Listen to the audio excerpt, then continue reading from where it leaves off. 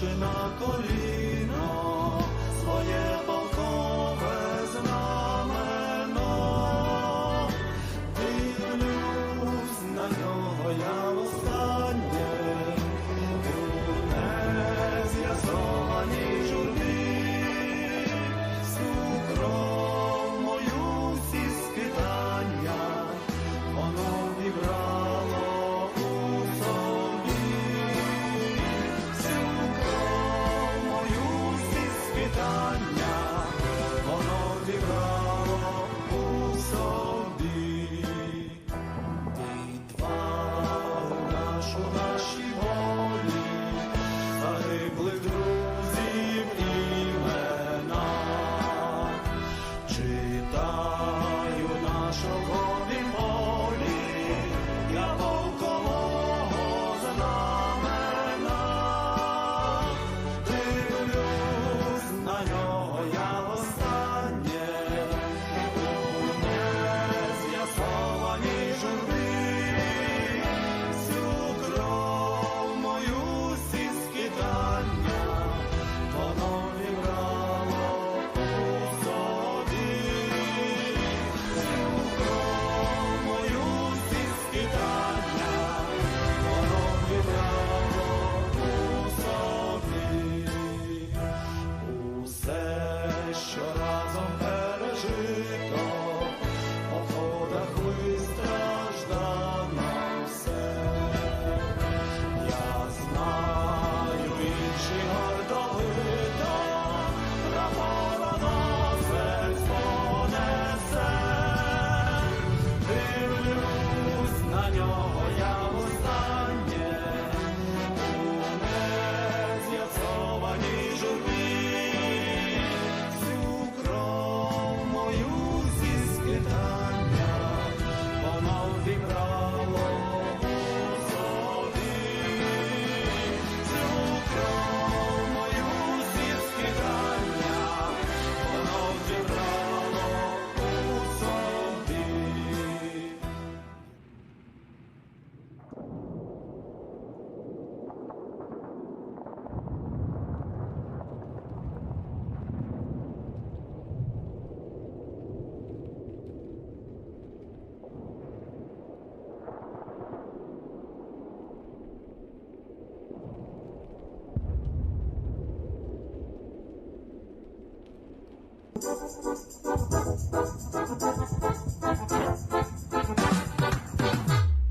Прийшли окупанти до нас в Україну, форма новенька, воєнні машини, та трохи поплавився їх інвентар. Байрактар, Байрактар. Російські танкісти сховались в кущі, щоб лаптем посьорбати довбані щі, та трохи у чах перегрівся навар. Байрактар, Байрактар. Приперли зі сходу до нас барани для восстановлення великой страны. найкращий пастух баранячих отар. Байрактар, Байрактар. Їх доводи всяке озброєння, різне, потужні ракети, машини залізні, у нас на всі доводи є коментар. Байрактар, Байрактар. Вони захопити хотіли нас зразу, а ми зачаїли на орків образу з російських бандитів, робить примар. Байрактар, Байрактар. Російська поліція справи заводить, там вбивцю рашистів ніяк не знаходить, хто винен, що в нашому полі глухар. Байрактар, Байрактар. Веде пропаганду кремлівський урод, слова пропаганди ковтає народ, тепер нове слово знає цар. Байрактар. Байрактар. Байрактар. Байрактар.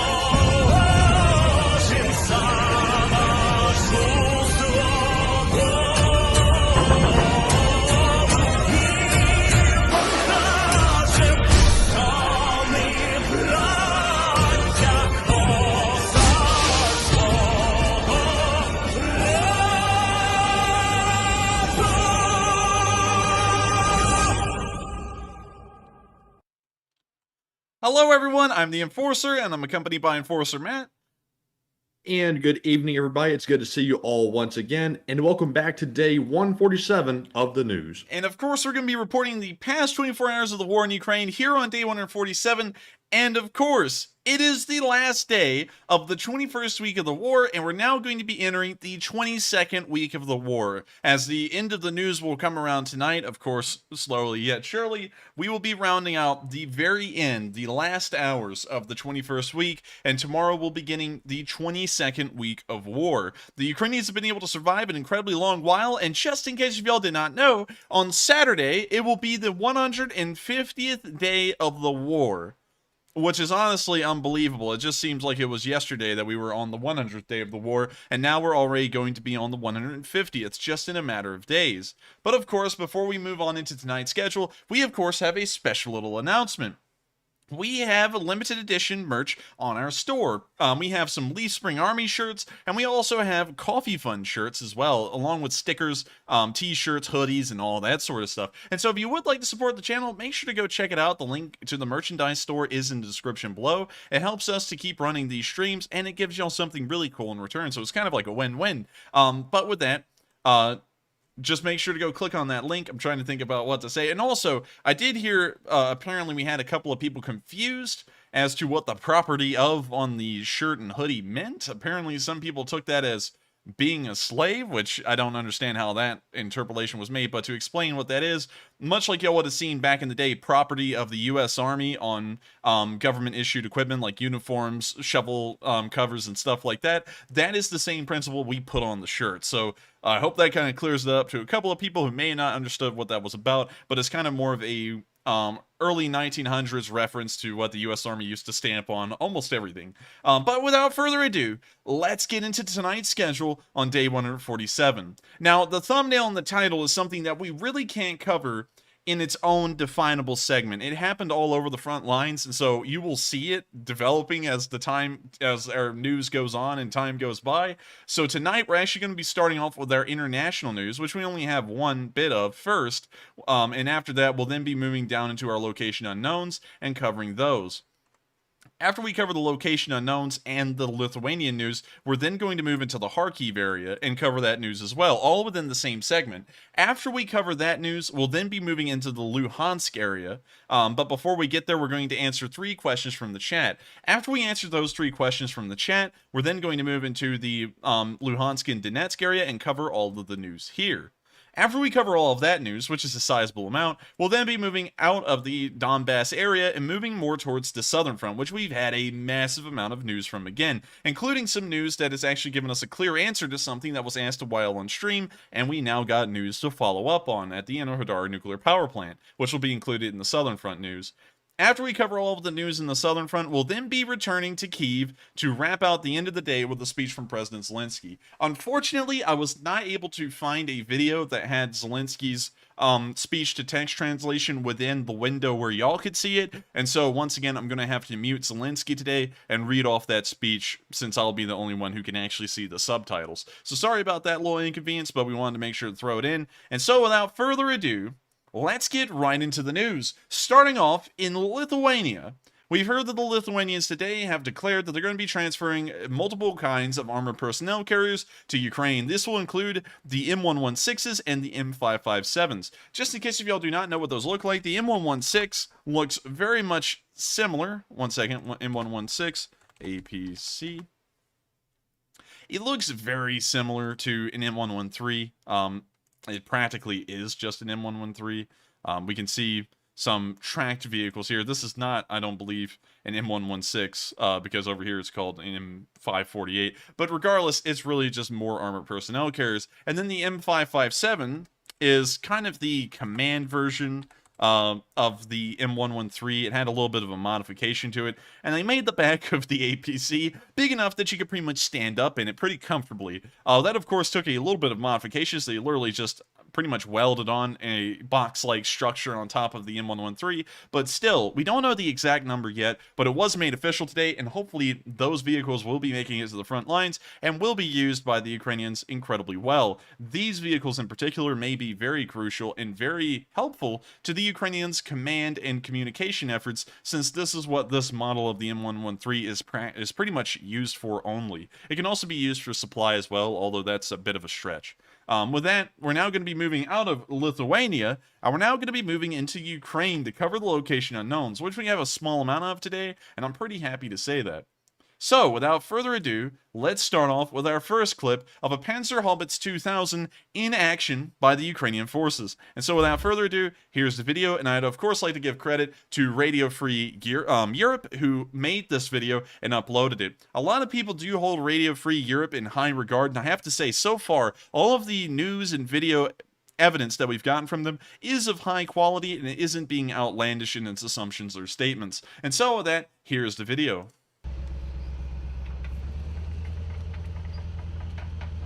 Now see it rolling forward. What's crazy to me is that in this video, it actually sounds like the Panzerhaubitze's engine is pretty quiet, which is really interesting to me considering the size of the vehicle and the horsepower needed to probably move it. Дозволяє зробити 3 постріли за 10 секунд. Це її максимальна швидкострільність. Це дуже швидко. Максимально ефективна дальність ураження залежить від типу боєприпаса до 30 км. Ураження максимально ефективне. Якщо снаряд летить в ціль, то на місці, там, де він прилетів, вже нічого не залишається. Живого, неживого, метал, плоть, немає різниці.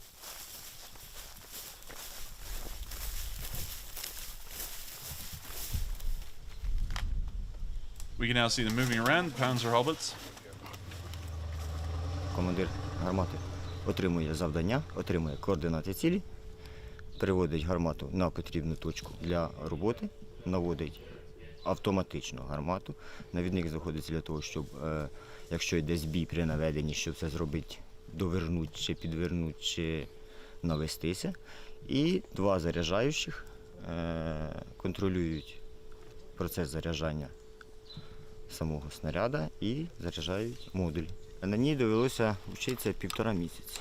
Щодня без вихідних.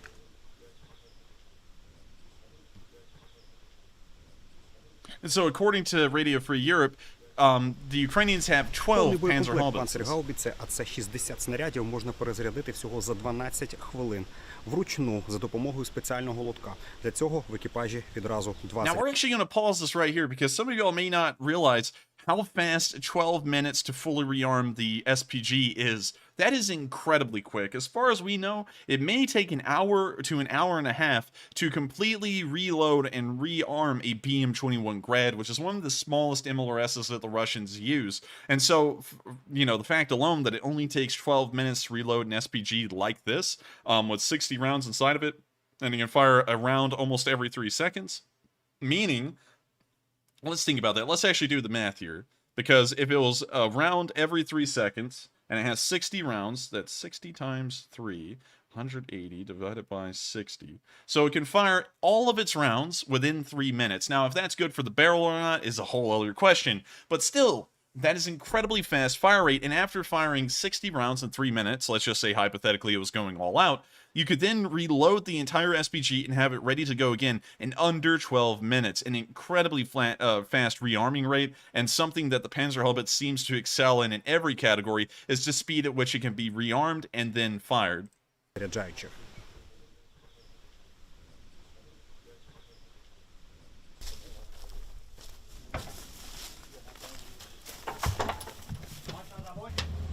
Швидкострільність раз, мінімальне застосування фізичної роботи екіпажа 2 і приведення до бою і відбій з бойової позиції. Оперативно. Хвилина привестися в роботу, хвилина відпрацювати ціль, хвилина піти.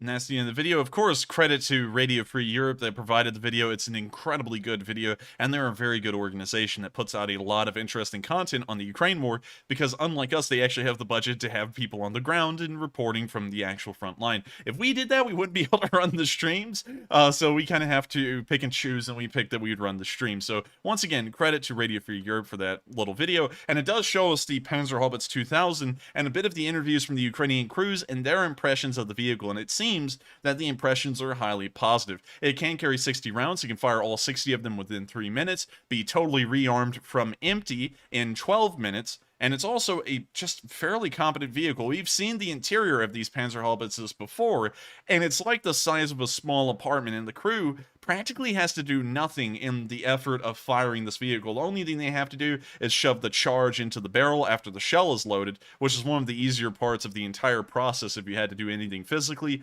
And the tank pretty much, well, the SPG pretty much takes care of the rest. And so an incredibly competent system. It is easing the, I guess you could say, issues the Ukrainians are having on the front lines. And not only that, but the Panzerhaubitze can use a special kind of guided shell that can pretty much guide itself right onto its target. It's not GPS located. I believe it's laser designated or something similar to that, but still an incredible artillery system. And it's good to see that the Ukrainians are having a good time with them. Moving on to the next bit of Location Unknown news, we saw a soldier return home, and it was a nice little film as his dog was more than happy to see him. And so here's the video. See the dog running up and, of course, doing all the excited greetings.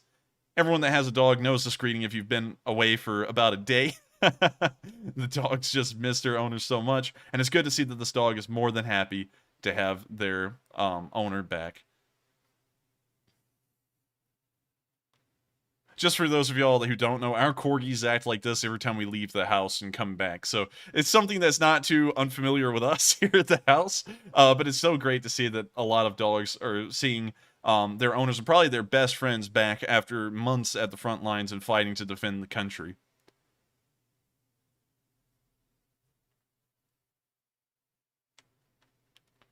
with that, that's the end of the video. But once again, a sweet little video, and what a cute little dog on top of that. With that, we're going to be moving on to the next bit of Location Unknown news, where we see drone operators doing an incredibly good job.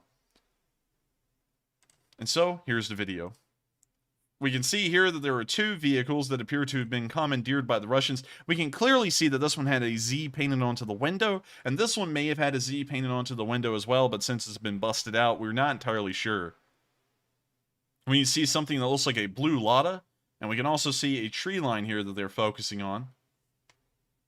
We can now see them dropping the bomblets onto all of the vehicles at the same time. It's pretty much just a large montage. And now we see the bomblets hitting. That one hit incredibly close to the cars, not on them, but of course the shrapnel from that little bomblet will deflate the tires. That's a certainty.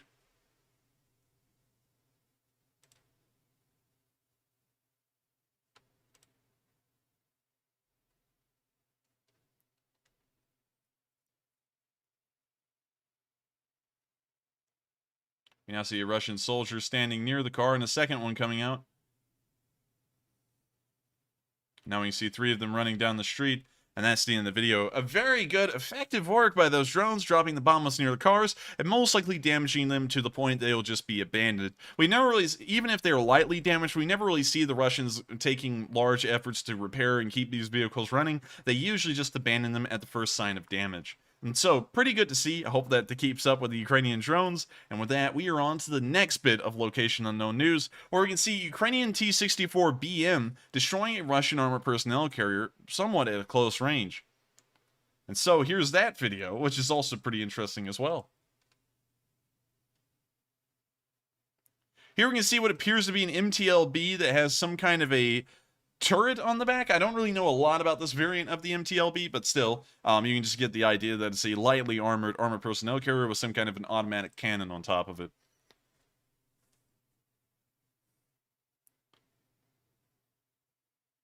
We can now see them showing the T-64BM that's about to destroy this little pitiful MTLB. It's now fired, and the shell looks like it has hit right onto that MTLB, knocking it out immediately.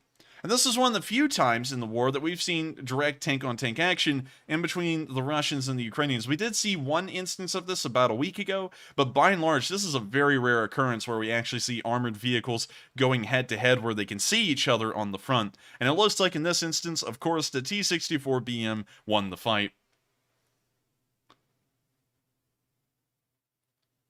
With that, that's the end of the video, but of course, great to see that the Ukrainian tank forces are actually getting a little bit of action out there and stretching their legs. Usually the Ukrainian artillery is the one that destroys these vehicles, but this time, a Ukrainian tanker was able to score one of the few kills in the war that we've really seen either side's tank forces ever be able to achieve. And so with that, we're now going to be moving out of this bit of Location Unknown news, and we're now going to be moving on to our last bit of Location Unknown news, where we can see another ammo dump being destroyed. And just for those of y'all who will be around all night, which will be most of y'all, this is not going to be the first one. We have about 3 or 4 more ammo dumps that were blown up just overnight that will be joining this one in the ranks of the lost ammo. And so here's the video of an ammo depot somewhere in an unknown location in the country being hit and exploding.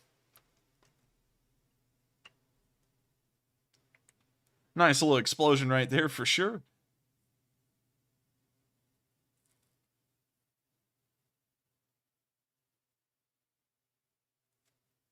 And now a nice smoldering fire, letting us know that Russian ammunition will not be, I guess you could say, retained or received from this ammo dump anymore. They're going to be putting an out of order sign on this one within the next day or two. Small little explosions are now happening all around the fire because, of course, the ammunition is popping out of the fire, landing elsewhere, and it's so hot or it's become active that it then explodes.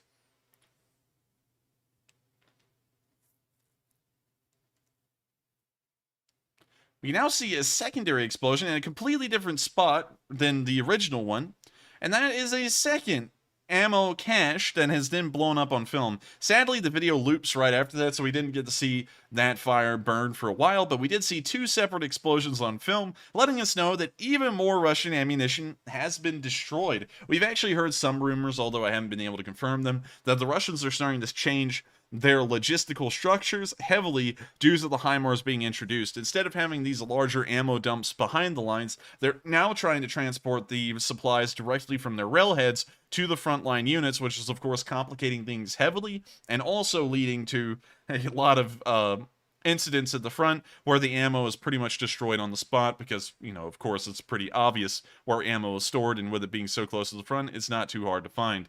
So with that, that's the end of this little video, and that actually rounds out our location unknown news. We're now going to move into the Kharkiv area and cover the news here, and after we cover the Kharkiv news, we're then going to move towards the Donbas area. So moving on into Kharkiv, interestingly enough, although we haven't seen a large amount of action occurring here for, I would say, pretty good while, we did see a firefight occur today in the Kharkiv area. It doesn't seem to be attached to any offensive or defensive actions. It appears to be a skirmish in between both sides, but as far as we can tell, it did seem like it may have been instigated by the Ukrainians, letting us know that they might be doing some kind of a probing attack or a raid, perhaps.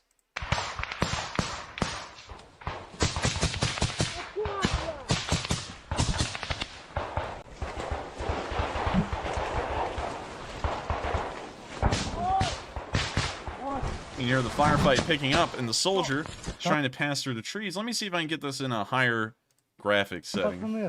It appears that this is the best it gets. You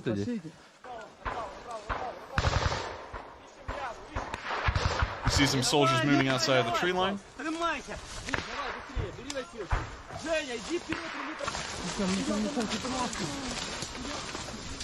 Всі, друже? Це всі? Не всі, там ще виходять. Давайте, я приклею, дід.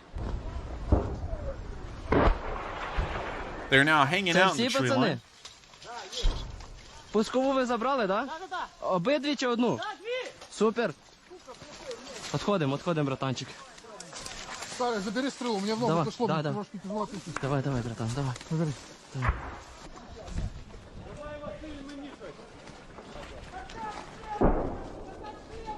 They're now still moving through the tree line, but the firefight has gotten incredibly close to them, and it's picking up.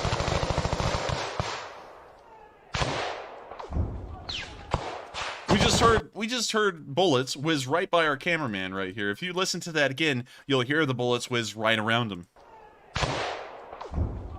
There was two of them. You could hear the first one a little faintly, the second one just whizzed right by him. Somehow, I don't know how this is the case, and I don't know why movies don't really emphasize this anymore, is that bullets make a whistling sound when flying right by you, or sometimes depending on the speed of the round, because it's not always a concrete rule. Sometimes they make this kind of buzzing sound like a bee, because a lot of World War I soldiers, when they were talking about gunfire, which really had the same velocity as a modern round in some cases, would say that the bullets would pass by and they would sound like buzzing bees, like you were in the middle of a swarm. But oddly enough, you never really hear this sound outside of actual combat footage in movies or anything like that. And if war is showing us anything, surprisingly enough, bullets passing by just sound like little whistles, and that someone would just be whistling out of their mouth.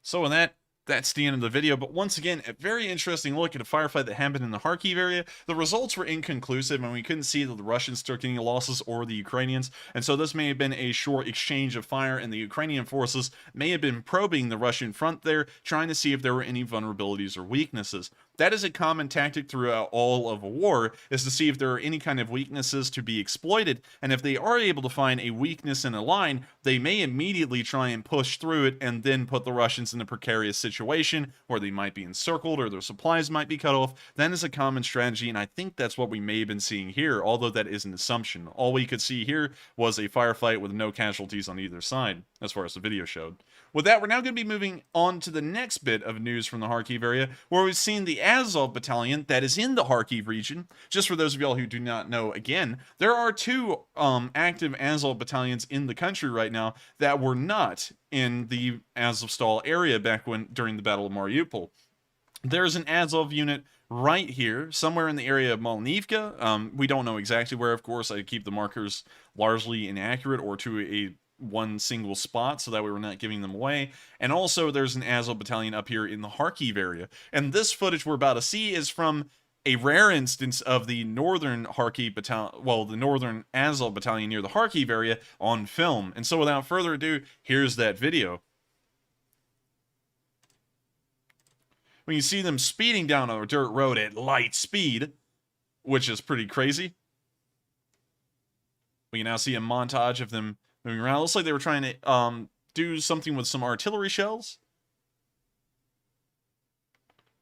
We can now see them showing off some more ammunition. Now loading into the breech of a gun. It looks like a Mr. B. I'm not really familiar with artillery pieces. That may have been a D-20. We can now see them firing a truck-mounted autocannon. We now see them firing more artillery.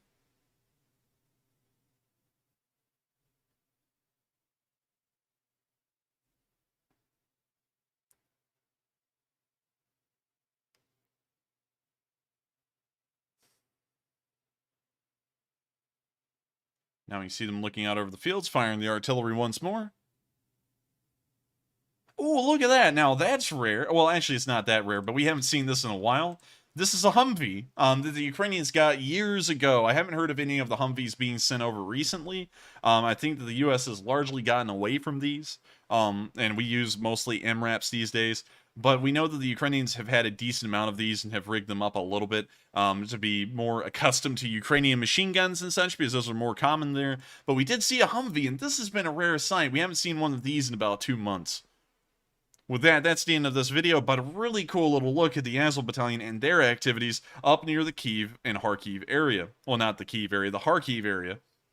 With that, we're now going to be moving on to our last bit of news from the Kharkiv salient, where we can then see a tank being hit by a javelin. Now, we don't know what unit. We do see the unit emblem down there, and I know that William Allen gave us an idea of where to look, but due to time limitations, sadly, I wasn't able to pull it up and give it a really good look, but we did get an idea that this was in the Kharkiv area, and we did see this Russian tank get destroyed by a Ukrainian javelin. And so, here's the video. When you see the tank sitting here at what appears to be a roadblock, and then it's no longer sitting in a roadblock. It appears that the ammunition detonated immediately due to the size of the explosion, and we can now see the next tank further down the road, that is of course a Russian tank, now turning around and leaving the area as fast as it can, just watching the first tank in the group get incinerated.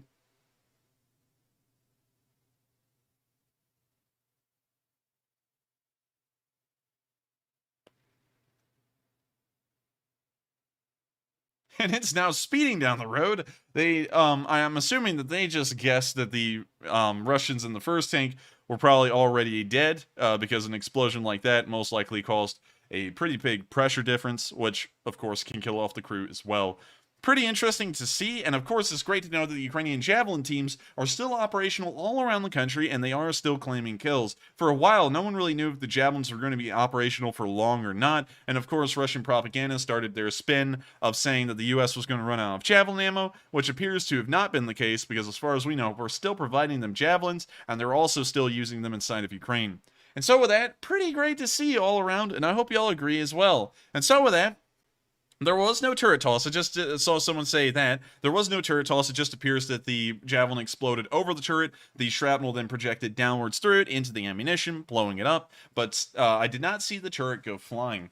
But with that, we've now reached the end of all of our Kharkiv news, but there is a little bit to be said. We are seeing a pickup of activity in this area. For about a week, we almost got no news whatsoever. And this week, we've actually gotten a small amount of news from the area. It's not large, but it's still sizable compared to previous weeks. And so I don't know if activity is picking up here and we're about to see a Ukrainian push or the Russians do anything. I'm not entirely sure, but based off of the news that we're seeing here, the Ukrainians are probing the lines up here and trying to see if there are any weaknesses, which is of course going to probably lead to interesting results. But with that, we're now going to start moving further down the line and towards the Donbas area. But before we get there, we're going to answer 3 questions from the chat. And so with that, what do we got, Matthew? All right, folks, and it is now time for our first question segment of the night. But first order of business, we did have new Morse code tonight, and our in-house decoders have been hard at work. The first person to get it right was C. Fay, followed by WF2U, who put in a $20 super chat and said the Morse message is, HIMARS is turning the tide of the war with every missile. It didn't have to be decoded, just wrote down the letters I hear, since it's in plain language. It's like dictation. Well, I thank you very much for the support, and that is correct. We do have a winner. That was the Morse code message for the night, and as we saw today, because this Morse code message was made today, the HIMARS is changing the face of this war, and it's kind of giving a bit of an American spin to this thing, where you don't really have to engage the enemy directly, you just obliterate them from afar, and then come up close to finish them off, if they're even left. So that is the correct Morse code message, and congratulations, you are our in-house I guess you could say reader, since you always make it clear it's not decoding. You're an in-house Morse code reader, and I hope that you did enjoy that nice little Morse code message and deciphering it as well. And thank you so much for the support, as it does help this channel to keep on chugging. And so with that, we are on to the next question, and thank you once again. And also, I want to give credit to Mark Hodges as well. Right as I said that WF2U and CFA decoded it or read it off, Mark Hodges also put the answer in the live chat. So great job to all three of you. And also, one more order of business. I did put up a poll a short while back, and the question was, as of today, what is your assessment of Ukraine's position in the war? It looks like 46% of you said that they are winning, meaning they are gaining ground. 40% of you said that it is a stalemate, no loss of ground, and 14% of you said they are losing, meaning they're losing ground. So quite interesting results.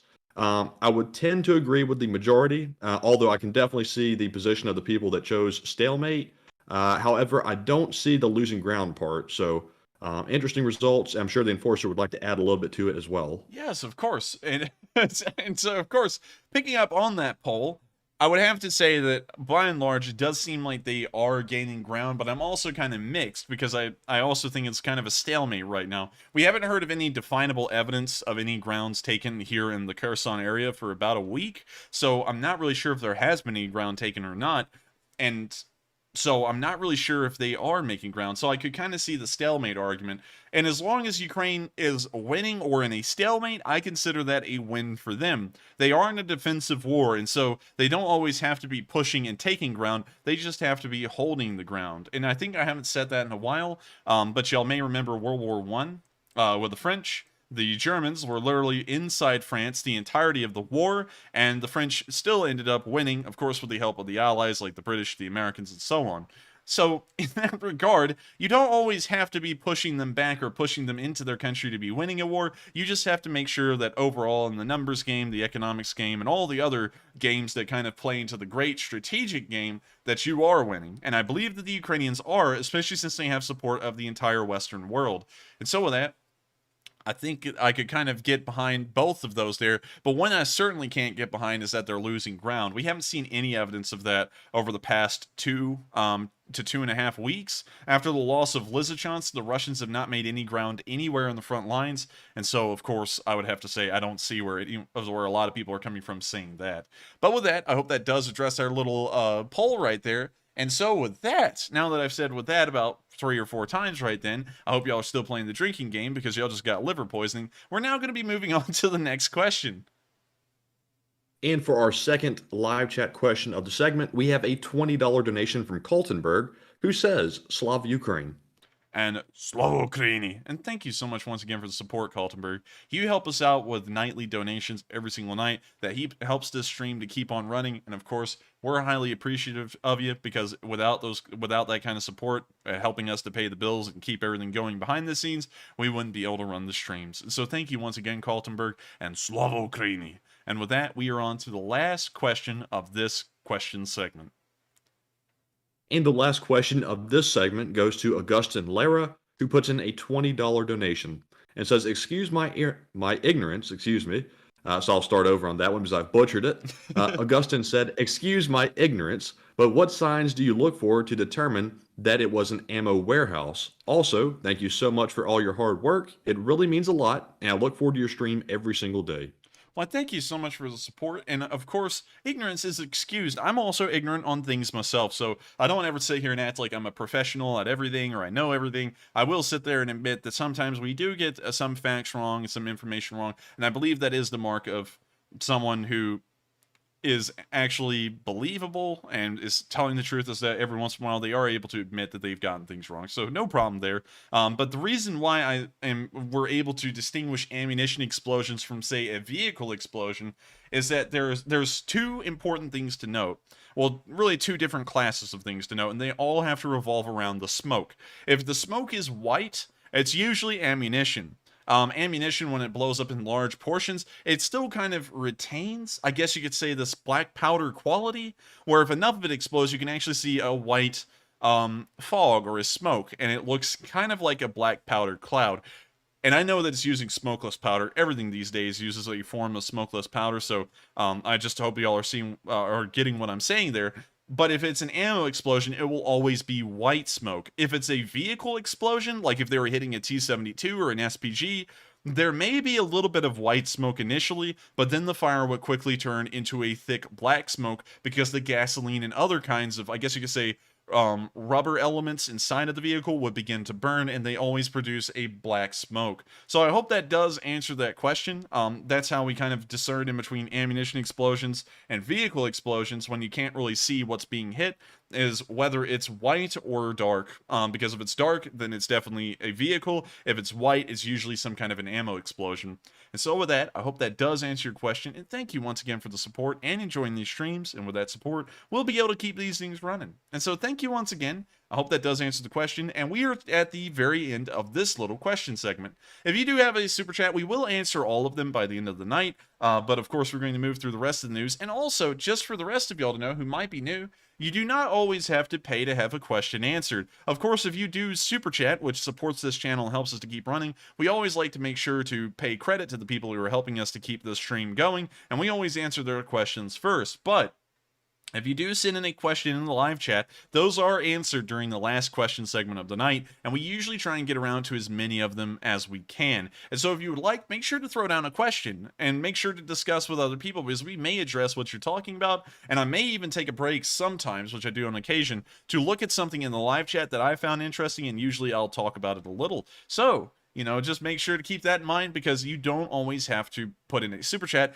to have anything answered. And so with that, we're now going to be moving out of the Kharkiv area and making our way down to the Donbas. Of course, nothing to report in the Chuhuiv area. The 93rd Brigade has not been on their winning streak of trying to become international celebrities with the amount of Russian vehicles they've been destroying, as no news has come out as of today. Moving on down towards the Cave Monastery area, we did get some bit of news that is in this area, but we weren't particularly sure where. It could have been from anywhere in between Slovyansk and Izium, but we put it in the middle near the Cave Monastery because it seemed like the most neutral option to put this marker at. But we did see some Russian forces that were apparently ambushed just recently, and a Ukrainian unit was advancing through their wreckage. And so let's take a look at this video. And you see the mangled wreck of what appeared to be a BMP, and the soldiers are just passing on through. You could also see the turret ring right there, and it looks like that BMP most likely will have to have an insurance filing claimed on it.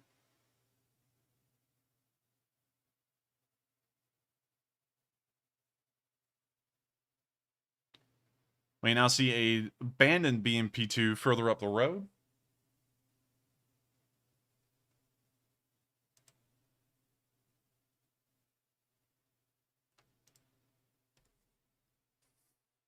Oh, look at that. A free BMP. Of course, with the Z's all over it. Oh, man. Let's take a closer look at this BMP. I want to take a good look at this one, because I'm interested. It's not a BMP-2M. This is just a normal BMP-2. Just in case y'all didn't know, a cool little fact, most armored personnel carriers around the world, including the M3 Bradley, although they took these off of the M3A3, which is in service now, they all have these little gun ports on the side. And they're kind of hard to explain, but just imagine like you have a tiny little window on the side of these tanks that look out the sides. And in the back where the infantry ride, which is right back here, if they have, you know, their assault rifles with them, they can stick them through these little openings at the back of the tank and shoot out from them. So pretty much, it's kind of like a, it's kind of like a drive-by shooting in a car. You can kind of get the same principle with this right here, and that's what those are. Just in case y'all never knew about those.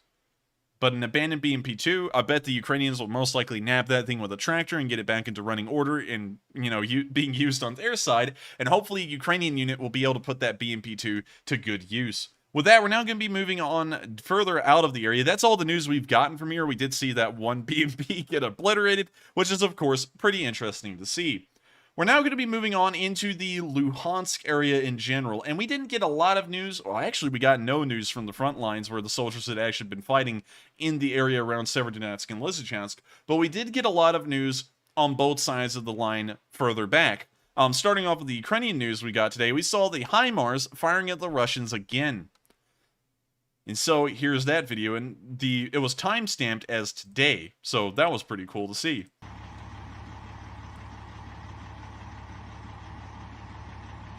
There goes the missiles.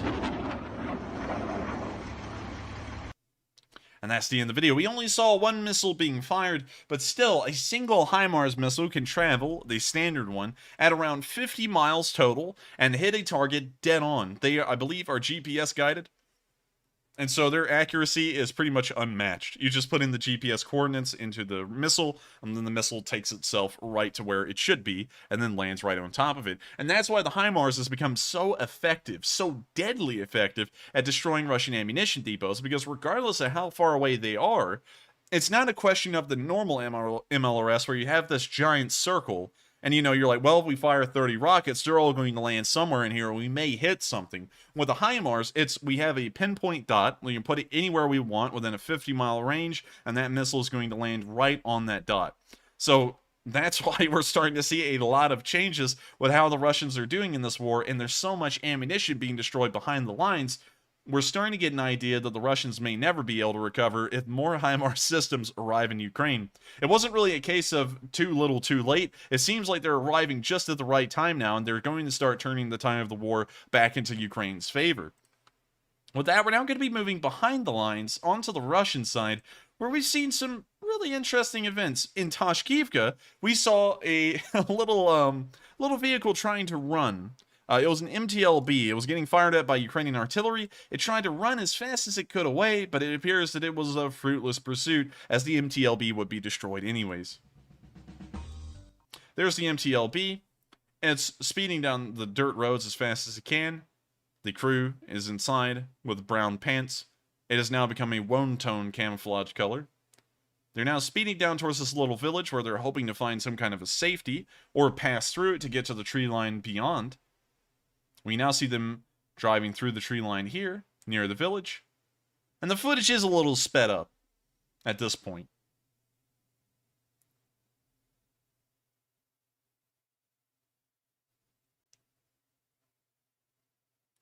Now we can see that they're hiding in a tree line. And it was just pointless for them to. Actually, it looks like they're trying to pull it into a building like as a garage. So now they pulled it into the building.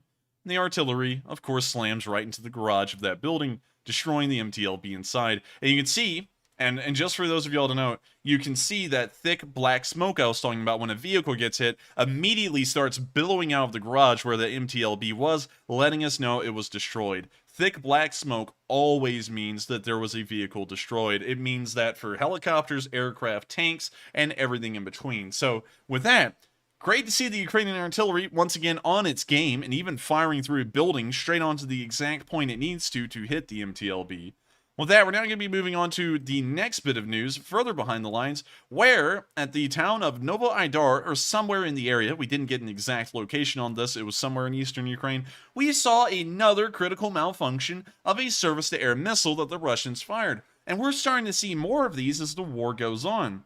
We saw, I believe, one of these at the very start of the war, and then we went many months without seeing anything like this, and now it seems that it's a very common occurrence for videos to come out of Russian missiles failing, whether they be cruise missiles, ballistic missiles, or surface-to-air missiles. They're all starting to have some critical malfunctions, and we can see here that this is certainly the case. As a surface-to-air missile begins to fly upwards, it does something like a spin, and then it begins flying straight into the ground to then explode just hundreds of yards away. And that's the end of the video, but we're starting to see that the Russians may be using older inventories of their surface-to-air missiles that may be defective either in their computer guidance systems, their propellant may be old and therefore not working correctly, but there are some kind of critical problems coming up with the missiles that the Russians are using now, which is starting to suggest that they're having to either use lower quality versions of the missiles, or they've been around for an incredibly long time, are very old, and that would suggest that their stockpiles of missiles are beginning to become depleted as the war continues on. With that, we're now going to be moving into even better news. And some of y'all may have remembered this video from the short clip today, and I actually had a viewer say, oh my god, he played Disneyland music over a Russian ammo dump getting obliterated. And as y'all see, that was not a choice by me. I just left the music, well, the audio in that clip unmuted. But anyways, ladies and gentlemen, I now present to you Orkland, coming to you soon. Wait a minute. Oh, come on. The video, I think it's had a glitch. One second, let me go down further down the line and check. I think we'll get to it eventually. But sadly, I don't think this is the video. I think the URLs may have been mixed up a little. But this explosion also did happen in the Luhansk region as well, where we can see some Russian forces near to an ammo depot, watch the thing go up in flames, and then the result is pretty much self-explanatory. And so here's the video.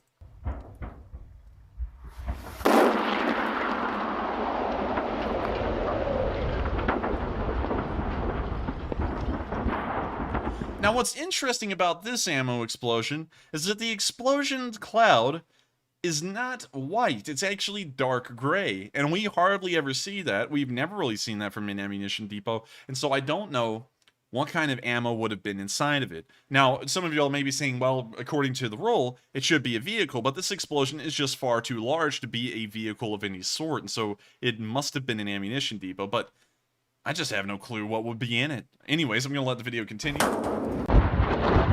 And now, okay, now moving on, you can now see the ammo explosion has begun to pick up and all the buildings in the compound are burning and exploding. And now the smoke has turned white, which of course falls into the rule white smoke is an ammo depot.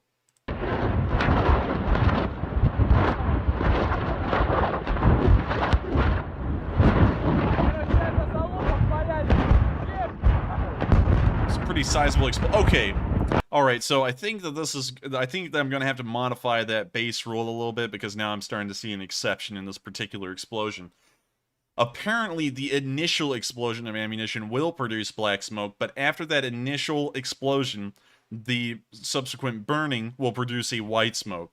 So if you see black smoke off the bat, it may be anything. You'll just have to wait for the smoke to kind of sit there and billow for a minute and then see if it continues to stay black, which is definitely a vehicle. We've seen that on film a lot. And if it begins to become white like we're seeing here, then it is an ammunition explosion. So quick little change to that rule. I got that a little bit wrong, but that's the rule I always use in my head, and usually it doesn't fail me. But in this case, there is an exception for sure, and so I'm going to modify that one. But anyways, we're going to let the video continue.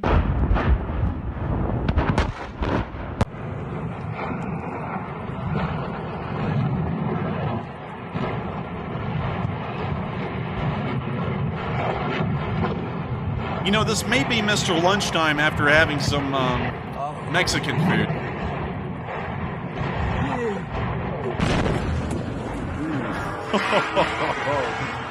Another explosion rocked them, and it looks like it blew the cameraman back for a second. Now, this was bizarre to me. These guys are Russian. You'll hear them in a second speaking Russian. But right here, one of them goes, whoa, whoa, whoa, like he's an English speaker. That was weird to me. Let's listen to that again.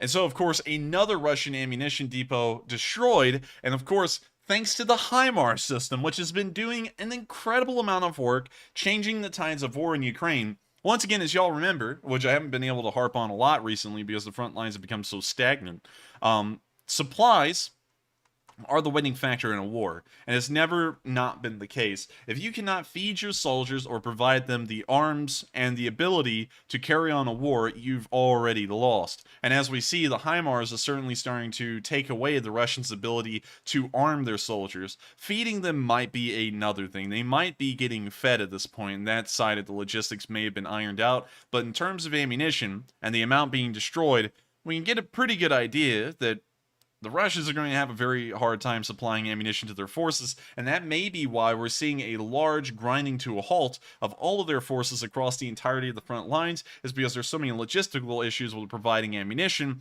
that it's just not even feasible anymore.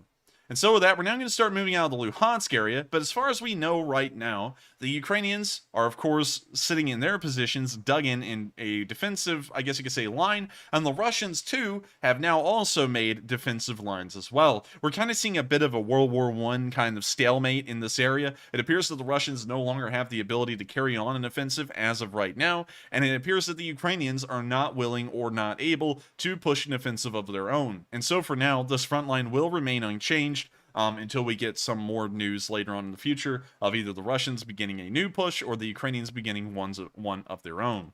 We're now going to move down into the Svitlodarsk area, which is kind of our transition in between the Donetsk area and the Luhansk area, and we can see today that the 30th Brigade, or another sort of unit in the area, has engaged in a firefight somewhere in this area. And here's the footage, and also we've seen the rare sight of one of those anti-drone guns on the front line. We can actually see the soldier holding it right here at the top right of the screen. The artillery is landing pretty close to him. We can now see him putting down the anti-drone gun and kind of resting it on the other guy.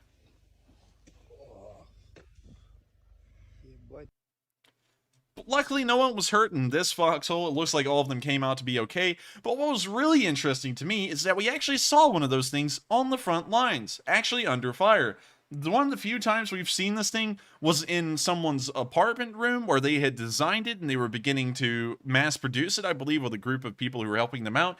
So that is actually the first instance this thing's made it to the front as far as we've seen on film, and I'm happy to see it there, but still, the question stands, because we don't have any video evidence of this, is that thing actually effective at taking down a Russian drone or not? We haven't seen it in use, so I'm not really sure, because if I was to remind y'all of a story, I'm always, you know, pro the Ukrainians getting better weapons and better equipment, but there was this little thing that someone handed out to British forces and Iraqi security forces right after the invasion of Iraq, well, I think before it as well, which was a handheld, like I don't really know how to explain it. It kind of looked like a black kidney bean, and it had like a radio antenna sticking out of it. And supposedly, you could put the picture of whatever you're looking for inside of the black kidney bean shaped thing, and the antenna would point you towards wherever this was. Of course, it was a farce. There was no actual technology behind it. But I'm just wondering, is this thing that? Because we've never seen it working yet, or is it actually effective? I don't want to say it's not effective. We don't have any evidence to go either way, so we're not really going to make a definitive statement on it, but I hope one day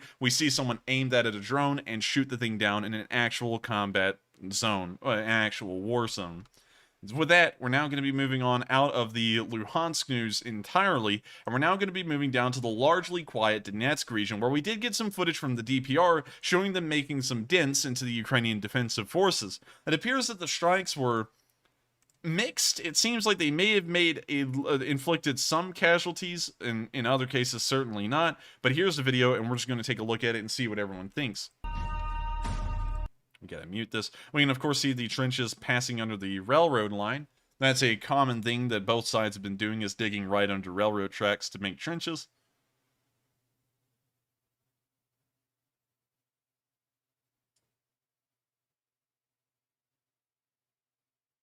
Now, the first shot, let's go back and look at that one. So the first shot landed right on a dugout in the center of this, I guess you could say, ant nest, or a nest, if you'd like to call it. The second shot also landed in a similar spot. The third shot now appears to have hit another dugout. And so these first shots appear to be incredibly effective. The fourth shot, however, hit in the middle of the woods near nothing. The fifth shot then hits on a berm in between all the trenches, not really hitting a dugout. And as a matter of fact, it's very hard to determine because the footage is a little grainy. It does look like this dugout was hit directly. We can see the roof wide open there, so the shell definitely did blow through and then explode. But on this one, it looks like it may have survived largely intact, and so I don't know if there were any people inside of it and if they're okay. But based off of the condition of it, it doesn't look like it was hit that badly. We now see more explosions hitting the nest. That time a rather large one hitting in the center. And we can see that they're actually doing a pretty decent amount of work to the nest part of this trench.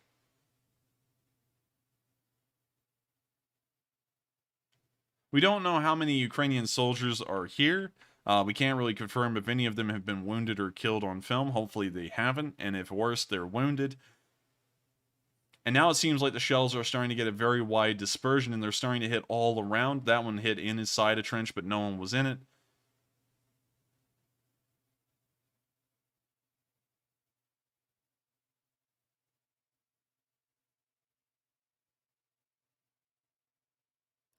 The artillery continues to rain down, but it's very hard to tell. It seems like half of them are missing.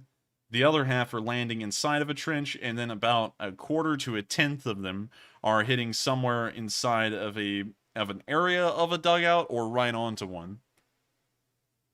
We now see the artillery traveling further down the trenches.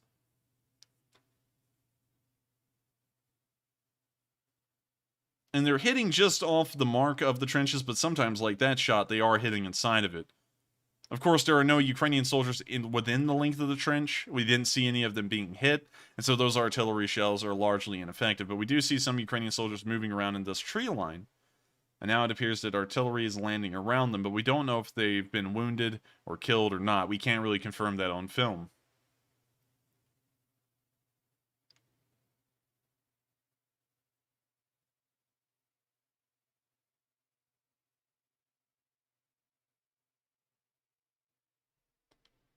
And those three shots appear to all be overshooting the trench by a little bit and hitting above it. That one may have hit in the trench. That one hit on the side of the trench, the lip of it. That one hit behind. That one also hit behind. That one hit within the tree line. That one also hit a little below. That one hit dead onto a dugout, it seems. That one hit the lip of the trench. That one was off. It was below. Now we can see some ammunition or something like that burning inside of the tree line, and we now see more of the two same Ukrainian soldiers perhaps now running through the tree lines. We now see more crawling out of dugouts, and so we do know that a lot of them did wait a minute. Hang on, let me go back.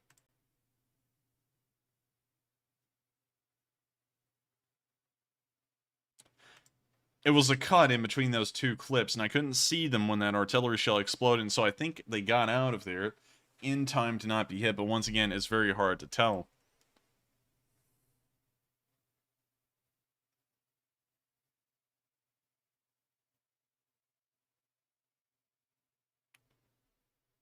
We did see the DPR making somewhat of a dent into the, I guess you could say, Ukrainian trenches there. It seemed like a large amount of the shots were almost on the mark. Some of them landed right on the mark, but it is once again really hard to tell what kind of casualties were inflicted, if any, and we do know that as of this moment, the Ukrainians still hold the line. If there were losses taken, of course it is a war, and of course occasionally all sides will take losses, including the Ukrainians. I just hope that it was a very low amount of losses and that a decent amount of them, if they were to be hit by anything, were just wounded and were able to be evacuated from the trenches and get some medical attention. With that, we're now going to be moving out of the Donetsk and Luhansk area. We have not heard, once again, of any offensives down the entire length of the Donetsk region, and so for now, it seems like that was just an artillery attack to be conducting one on the Ukrainians, and it may be the beginning of another artillery battle between both sides in that area. With that, we're now going to be moving down the line past the entirety of the southern front around Zaporizhia into Inner Hodar. But before we get to Inner Hodar and cover all of the news there, we're of course going to answer another 3 questions from the chat, and after we answer those 3 questions, we're then going to move on into the next news segment. And so with that, what do we got, Matthew? All right, folks, and it is now time for the second question segment of the night. But before we move to our first super chat, we actually had a poll that just ended a moment ago, and the question was, should allies provide Ukraine with cutting-edge research weaponry, or is that too risky? 43% of you said that they should. The risk is acceptable. 35% of you said maybe, but you need some more info, and 20% said they should not. It's too risky. So from what I understand at the moment, it appears to be the position of the United States that it is too risky because they're sending primarily old equipment, from what I understand, right, Enforcer? Yes, they're largely. Well, I wouldn't say so because the sending of the HIMARS, which is our most advanced form of the MLRS, would just show that we're sending some of our most advanced stuff over in some aspects, but we're not sending all of it over. Also, I would say that the Javelin itself is a pretty advanced weapon because we were actually pretty scared of the CLUs making its way into the hands of the Russians at the start of the war, but it appears that that fear has kind of subsided as time's gone by. They have captured a few, and I believe that they kind of deemed that technology wasn't necessarily crucial to national security. But one thing I will say for certain is that the U.S. would not send over anything like an F-35 or an F-22. And the reason why is that while it does seem nice that we would be more than willing to send over some of our best stuff, y'all do have to remember that there are a lot of national security aspects at play when sending over stuff like that, because there's always the chance that if we send over an F-35 and a Ukrainian pilot was flying it, and let's just say there was no political implications, and somehow it did manage to get shot down and its wreckage landed in Russian territory, the Russians are going to grab up all of these pieces of this F-35, take it to a laboratory, or some kind of a testing area, and then go through it with a fine-tooth comb and try and find every bit of technology they have never seen or implemented themselves, and then try and figure out a way to implement it into their own aircraft in the future. Now, the Russians don't really have a budget to do that on a large scale, but the fact stands is that that information will become public. And one thing that the Russians could do was that they could sell off that information to the Chinese, which actually have the economic ability to then carry through with that additional knowledge and technology that they would now have in their possession. So, in some regards, I do understand it, as long as you can pretty much assure, like with the HIMARS, that if they are destroyed, they're going to be so far behind the lines that they can be salvaged or, grabbed, so that way it doesn't fall into Russian hands. But with anything else, like an aircraft, there's a lot of things that could go wrong, and there's a lot of information that could be reaped if one was to be shot down. And so I do understand the sentiments behind sending over, I guess you could say, high-class weaponry and stuff like that. But at the same time, it could be very risky for us because the trillions of dollars, well, the hundreds of billions, if not trillions of dollars, that we sometimes put into these development programs to create these cutting-edge weapons will all be thrown down the tubes because that cutting edge will then be lost. So I hope that kind of addresses my opinion on the poll. But I do understand where y'all are coming from. If it wasn't for that national security aspect, of course I would agree with everyone that we should send over our cutting-edge weapons in every aspect. But with that, we're now going to move on to the questions. And real quick, I just want to read one thing that a viewer sent in the live chat. I saw KPX1138 say, "You don't donate anything that you aren't willing to let the enemy have." And I would agree with you completely on that. There's a high likelihood that anything that is sent over will likely at some point end up in the hands of the Russians, whether we want that to happen or not. So that could be detrimental to NATO as a whole if we were to get into a World War III situation. So I definitely agree with you on that. But yes, I agree with the Enforcer. If it wasn't for the national security aspect, we should send them all the help, no holes barred at all. So I'm going to quit talking about that at the moment so we can get on with the questions before we run over time. And first up, we have a $50 super chat from Stephen Mentier, who does not leave a comment. But thank you very much, Stephen, for your continued support of the channel and for watching for a tremendously long time. And I'm going to let the Enforcer say a few words as well. And of course, thank you so much, Steve, for that massive support. It helps out our channel a huge load. And while you didn't throw it in a comment, the message is usually pretty clear with that, is that you do enjoy the channel and you want us to keep running, and so you're helping us to do that. And I thank you so much once again, Steve, and I hope you have been enjoying these streams so far, and tonight's stream as well, because we do put a lot of effort into this. And I'd also like to explain something to a decent amount of y'all that may have watched today's summary that came out. A lot of y'all may have noticed that I had a really chipper tone, and I of course saw that a decent amount of people were like, "Man, is he drinking? Is he on crack? Like, what's going on?" The reason why I was in that chipper tone, just to kind of explain why, was because I was exhausted at that point. Like I'm exhausted all the time. I just drink a lot of coffee before these streams. Like now I'm drinking like I think Matthew told me like 200 milligrams of coffee before streams now, like nitro coffee. Folks, he downed a whole cup of cold brew, and he didn't sip it. He just gulped it. Yeah, I kind of treat the whole cup like a shot, and I just tilt that thing up and just drink it all. And that's what gets me through these streams. And that's what keeps me from yawning a lot. But also, you can kind of see that I'm still not here all the way, because every once in a while I slip up my words and I have to like try and rephrase stuff. And that is because, just being entirely honest, I know that sometimes people don't like to hear the spill, but it is tiresome work to do this a lot, and it's like it's gotten me really tired. And so I was exhausted making that video earlier today.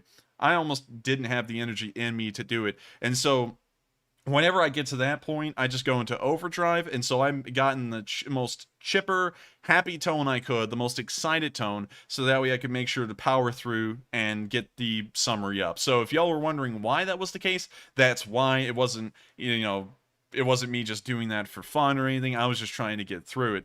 So I hope that kind of explains that to something. And I see some people saying, y'all deserve rest. Nope, the train does not stop. There's no brakes on this train. The thing keeps rolling no matter what. So I hope that kind of clears that up. And thank you once again, Steve, for the massive support. And we do thank you so much for helping us to keep up everything we've been doing here. And with that, we are on to the next one.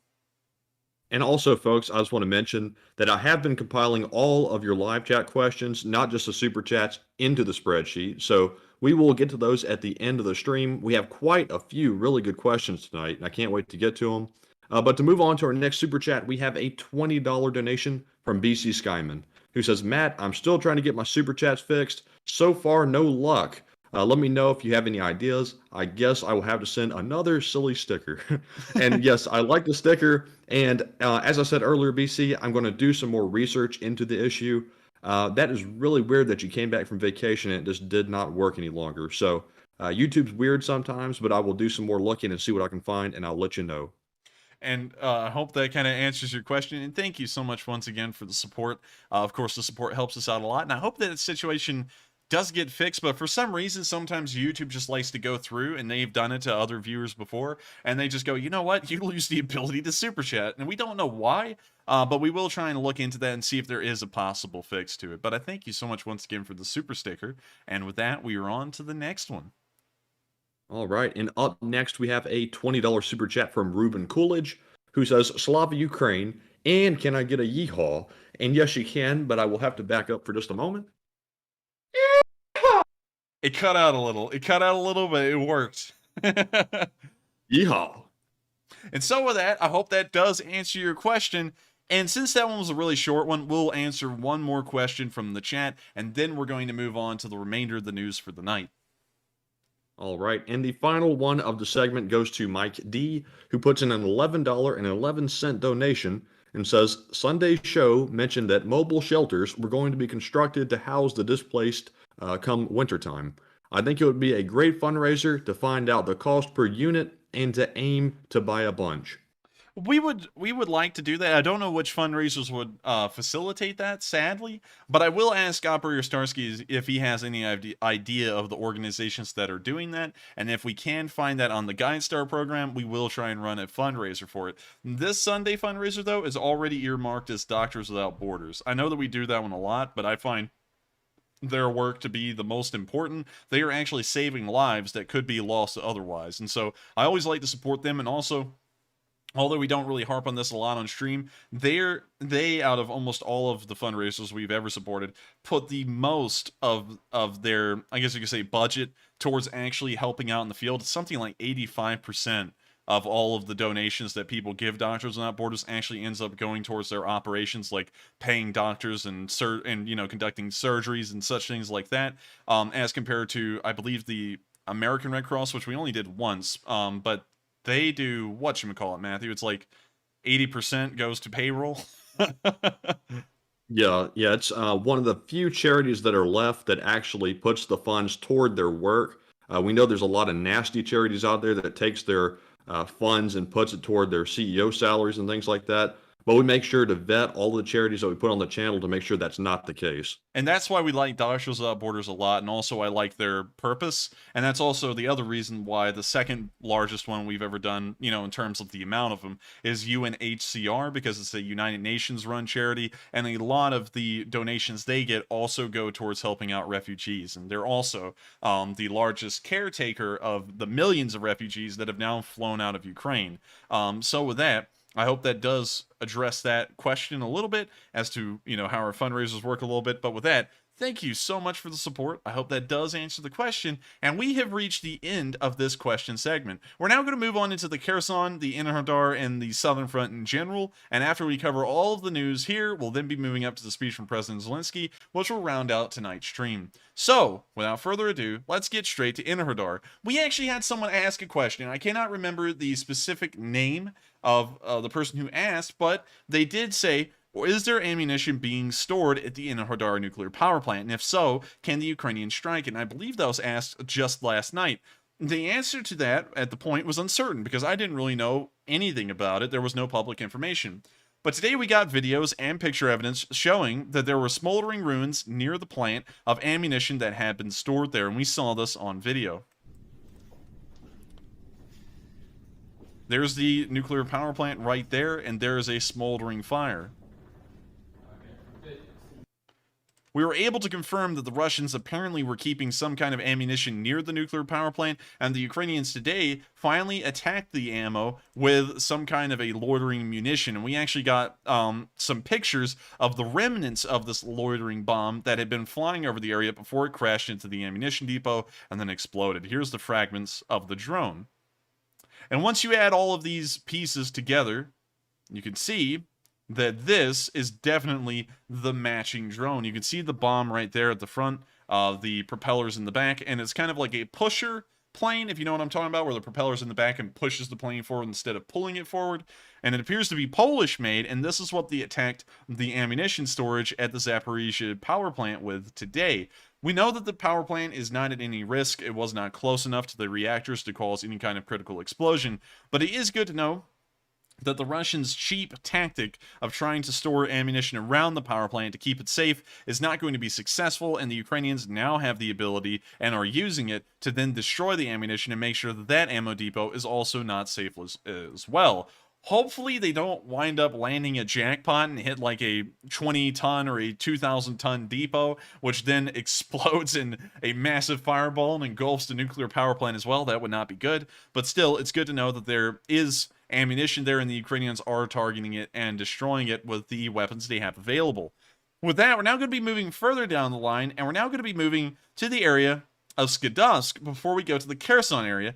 Today we saw that a HIMARS hit the ammo depot here and blew it up. Now this, I believe, is Orkland. If I unmute this, you'll hear the Disney music in the background. It's not Disney music. If there's any Disney attorneys in my live chat, don't copyright this. It's not Disney music. It's copyright free. So here's the video.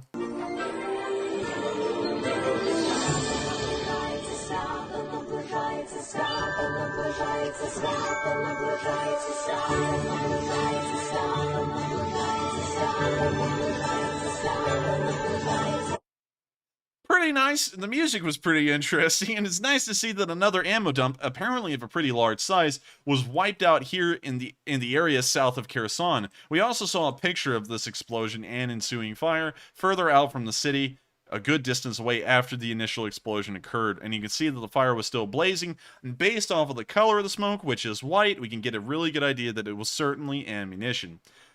With that in mind, we're starting to see more and more ammunition dumps and further behind the lines being destroyed more now than ever. And when we look at this distance here in between this town and the front, we see that this would be almost at the HIMARS maximum range with the standard missiles. However, we do know that apparently some of the more advanced ATA CMS missiles have been sent to Ukraine, but we haven't gotten any visual confirmation of that yet. So, of course, that's nothing more than hearsay and assumptions, but we do have a really good idea that that would be at the HIMARS farthest range, and we can now see that nothing will be safe for the Russians to store ammunition in between the border of Crimea all the way to Kherson. It's now within HIMARS distance, and the Ukrainians just let them know. On top of that, in the Kherson area itself, we saw that the HIMARS apparently has also been attacking the Antonovsky Bridge that crosses over the Dnieper River into Kherson. And we saw a Russian news reporter that kind of looks like the Hunchback of Notre Dame showing us the damage to the bridge. Ну вот второй день подряд армия ВСУ стреляет по Антоновскому мосту. Сегодня здесь появились новые отверстия, новые воронки. Раз, вот там два, вот три, вот там четыре. Notice the nice spread here, and I actually saw someone mentioning this earlier in the live chat before we even got to this. The spread on these missiles is phenomenal. I think they actually may not be HIMARS missiles because the diameter of the holes is actually quite small. And I feel like if a HIMARS missile was to hit this, it would have been a larger hole. But still, the spread has been phenomenal. Whatever is hitting this bridge is doing a pretty good job at it, because there's so many holes here that the integrity of this single span has most likely been compromised enough that heavy vehicles would not be able to cross, and if they did try, they may take down this entire span. Вот там 4. И вот большое на той стороне. Очень много новых отверстий появилось в Антоновском мосту. Напомню, это единственная магистраль сегодня, соединяющая два берега Днепра и соединяющая, по сути, Херсон с Большой землей. Есть еще Каховская ГЭС, это в 100 километрах от Херсона. По ней тоже можно проехать, но по ней тоже постоянно выпускают ракеты HIMARS украинские националисты. Сейчас проезд по Антоновскому мосту открыт, вот ездят автомобили, но очередной утренний прилет говорит о том, что украинские националисты хотят этот мост уничтожить. Пока у них не получается. We just see him, of course, monologuing and stuff. And, the rest of the video is just him walking off the bridge. But I feel like when he was a kid, his father saw him, not to rat on this guy too bad, but I feel like when his dad saw this guy, he said, "This is an unholy demon. I'm sending it back to hell where it belongs." Because, jeez, I mean, like, golly, this guy is a news reporter. I bet you a lot of people in Russia don't watch the news. But with that, we can see that the Ukrainian artillery, regardless of what sort it is definitely hitting the bridge in a very specific spot. They're not just carpeting the bridge with holes. It's in one certain span, and they're trying to make sure that it's damaged enough that it does not collapse, hindering the movement of civilians, but it's damaged enough that heavier military vehicles like armored personnel carriers and heavier than that cannot cross without actually destroying the bridge. So with that, a pretty interesting film, and it's good to see that regardless of what kind of artillery is doing that damage, that it is being done, and the Russian efforts to try and keep Kherson alive may be faltering. With that, we're going to move a little bit further upstream of the Dnieper River, more closer to Novokakhovka, where again we saw another ammunition dump strike, credit to the HIMARS. And this has a very nice little ambience to it, and so I'm not going to talk, I'm just going to let you hear the little snap, crackle, and pop of the ammunition in the background. And so here's the video.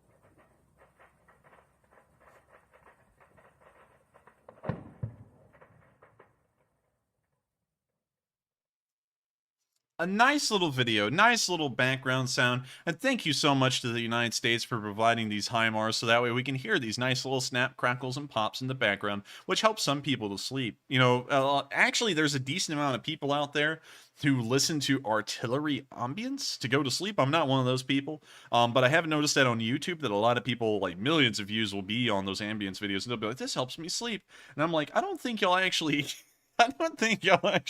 understand that that's not really the best thing to sleep to, but you know, if it gets them to sleep, I guess it gets them to sleep.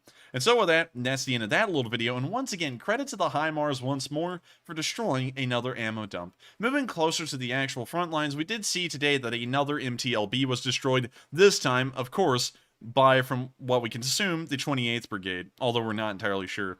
But we can see them here, zooming in to where this MTLB is. You can see it right there under that shed. It appears to actually be, according to this little infographic here, the same MTLB with the same autocannon on it as we saw last time that was destroyed by a T-64BM in an unknown location.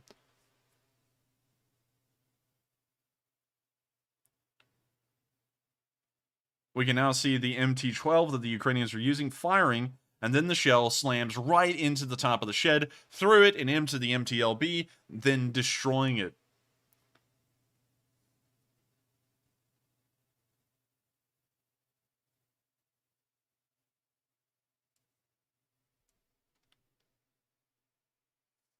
Nice to see. Once again, MTLBs are not the most expensive or prized possession of the Russians on the front line, but destroying every single vehicle you can makes a huge difference, and we have seen that over the course of the war with thousands of armored personnel carriers being destroyed and thousands of Russian tanks being destroyed. I think it's actually around 1,500 right now, so it's not really thousands, but y'all still get the picture.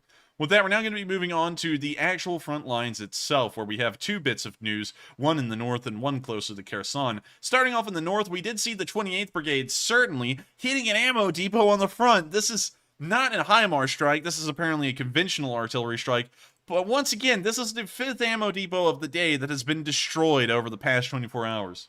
Of course, they got some pretty interesting music playing, and you can see that white smoke coming out of the tree line, which lets us know that that's not a vehicle, that's ammo. Apparently, this is one of those smaller ammo depots that they're talking about, where they're not moving a large amount of the ammunition into big depots behind the lines and then moving it to the units. Now it seems that they're moving the ammunition directly from the railheads straight to the units on the front lines and then storing it somewhere nearby, so that way the ammo is further dispersed apart, and if it is destroyed, less of it's being destroyed in a single strike. And so I think that's what we're seeing here, although that's an assumption.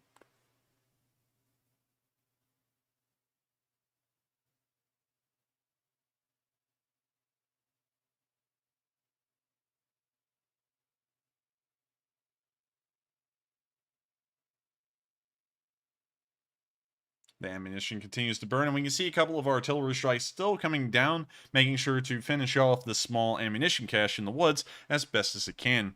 With that, that's the end of the video, but once again, credit to the 28th Brigade that has been doing an ungodly amount of work against the Russians ever since they managed to reach the western banks of the Dnieper River.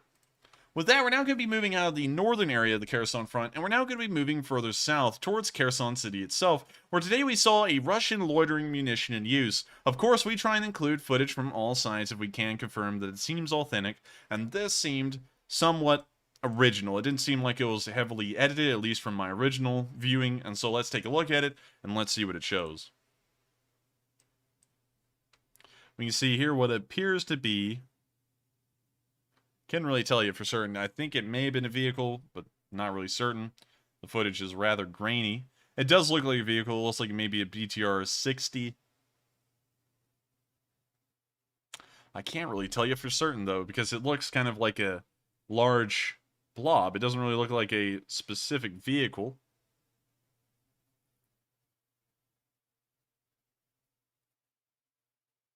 We can now see what appears to be the bomb going in towards what appeared to be a vehicle, but they didn't really let us see a close-up view.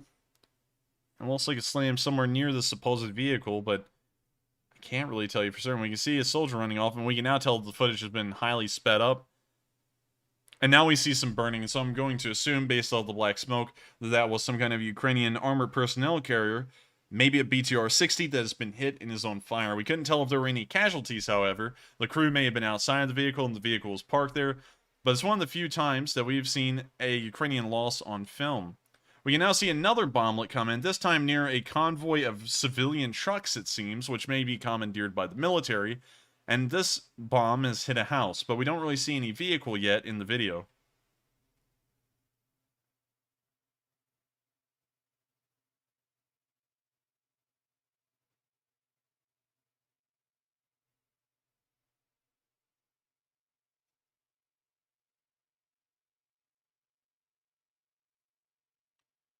Didn't really get anything definitive from the second video. I don't even know what the point of showing that was. You couldn't even see a vehicle or any type of secondary explosions. It just hit a house, and that was the end of it.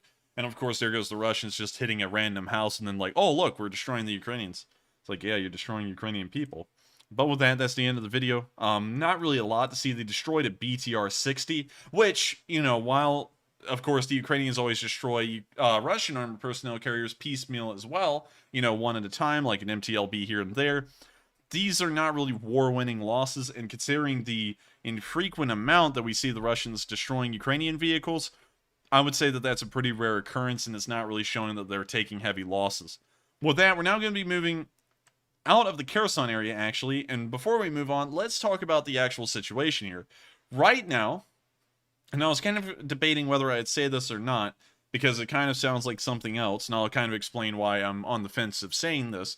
I've actually gotten some information that what we've been seeing, the attacks and actions by the Ukrainians, are still a lead-up to the actual counterattack, which will be occurring soon. Apparently, these are some kind of a probing attack on the Russian lines across the entirety of it, from what I've been told, hypothetically, and that the actual counterattack that is supposed to happen is still a ways away, maybe a week or two or more.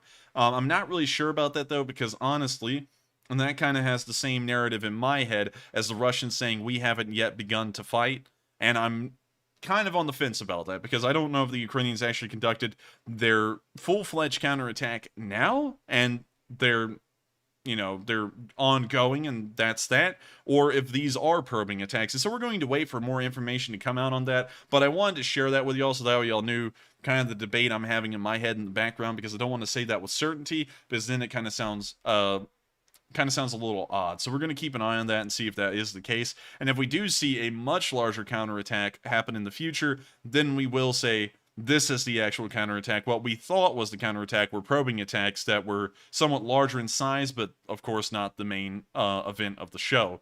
And so with that, we're now going to be moving on from the Kherson area, and we're now going to be moving up to Kyiv, where, of course, we have the speech from President Zelensky, and boy, oh boy, I get to read off the speech to y'all tonight, because the subtitles are going to be hidden for y'all. And so I'm going to pop up the subtitles, and you can see them now, but once I move the mouse and stop moving it, the subtitles will drop down below y'all's view, and then you won't be able to see them. So I'm just going to read them to y'all from the start, and sadly, mute Zelensky's voice. If you would like to hear the speech in its entirety, there is a link, of course, in Zelensky's voice. Y'all about to hear it in its entirety here, but if you want to hear it in Zelensky's own words, just go down to the link in the description below, click on the map, and then watch this video yourself with the audio unmuted. But without further ado, here is the speech from President Zelensky. Ukrainians, all of our defenders, I'm sure you've seen how effective the weapons provided by the partners are, especially the modern MLRS. The name HIMARS has almost become native to our people, just like Javelin or Inlaw, like Stugna or Neptune earlier. And it's obvious that the next equally important name will appear from modern air defense systems, which we are requesting from partners. The representatives of our state did not stop working for a single day to obtain an effective air defense system, and we have certain agreements on this. There is a certain success that allows us to destroy part of the missiles, but a completely different speed and scale of protection is required. But everything depends, unfortunately, not on us, but on political decisions that can be made in key capitals. And that is why this topic of air defense became key today. In the speech of the First Lady of Ukraine in the Congress of the United States of America. It was the first time in history that the First Lady made such an address to the Congress. And it is certainly an honor for Ukraine, for all of our people. The speech was as practical and sincere as possible, actually on behalf of all of our families. Olena spoke about the victims of Russian terror, and about the real opportunity for our American friends to help us stop this terror. This can be our joint victory of the Ukrainian and American nations. And I'm hopeful that the answers to our requests will be provided shortly. Russian terror must lose. Today, I discussed the issue of increasing pressure on Russia for the war and additional support for Ukraine during a meeting with the foreign ministers of Austria. and the Czech Republic, who visited Kyiv. I thanked both countries for their assistance already. Wait a minute, hang on. I think some subtitles bypassed me. I thank both countries for their assistance already, provided and outlined the needs for the near future. The Czech Republic holds the presidency of the Council of the European Union, and it is therefore important that the Czech leadership retains all available power. During these 6 months, we must take basic steps to prepare for the beginning of negotiations regarding Ukraine's membership in the European Union. I also spoke with the President of the European Council, Charles Michel. Financial support for Ukraine is among the main topics. We are preparing for the next Ukraine-EU summit, as well as for the institutional strengthening of our state on the path to the European Union. Soon there may be important news in this regard. We are preparing some historic decisions for our participation in the life of a united Europe. The 7th sanctions package of the European Union is in the final stage of approval. Its elements have already been announced, including a ban on the import of Russian gold. But this is not enough, and I frankly tell my partners about it. Russia must fill a much higher price for the war so that it forces it to seek peace. And now it is worth looking at what is happening on the European energy market. We see how erroneous the policy of some old leaders of European countries who made Europe hostage to gas supplies from Russia was. And while the EU does not dare include gas in the sanctions package, Russia uses gas for its own sanctions against every European family, literally hitting the family budgets of Europeans with pressure on the energy markets. Ukraine has already said that Russia cannot be considered a reliable supplier of gas. And if our position had been listened to earlier, there would be no need now to look for emergency ways to fill the deficit that Russia is artificially creating on the European market. When we turn to our partners with this or that request, with this or that advice or demand, it is based on the experience of Ukraine, on what we have already experienced. Russia is testing in Ukraine everything that can be used against other European countries. It started with gas wars and ended with a full-scale invasion, missile terror, and burned cities of Ukraine. And so that this does not happen to anyone else, we must ensure a tangible joint victory over Russia in Ukraine. The sooner this is done, the less damage and suffering will be experienced by all European families, all European countries. Therefore, after the approval of the 7th package of sanctions, it will be necessary to immediately start working. Sorry, I missed that one. It will be necessary to immediately start working on the 8th. Therefore, it is necessary to increase the supply of modern weapons to Ukraine to provide our state with effective air defense. We will do everything so that our partners have this understanding and for it to never weaken. I'm grateful to everyone who helps Ukrainians on the way to victory.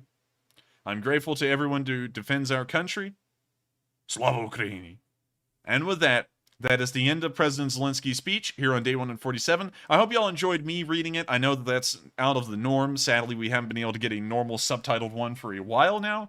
But of course, I hope y'all did enjoy that. And President Zelensky did have some interesting stuff to say today about the sanctions that the European Union are going to be levying in their 7th package, and also how they desperately need air defense systems. We do know that they have been provided 2 NASAM air defense systems from the United States, but once again, that is not a large amount, and it can't really protect much. And so it is important and crucial that more missile defense systems of any kind make it into Ukraine to try and defend the Ukrainian cities from missile attacks and hopefully create some kind of a net or a web that will be able to catch these incoming cruise and ballistic missiles that could be hitting Ukrainian civilians all around the country.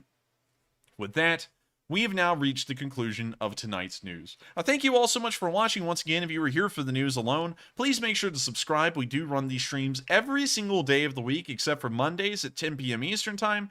And we also make sure to upload summary videos as well. And those go up every single day of the week, except for Mondays, and they always come out before the streams themselves, usually about 5 to 6 hours before.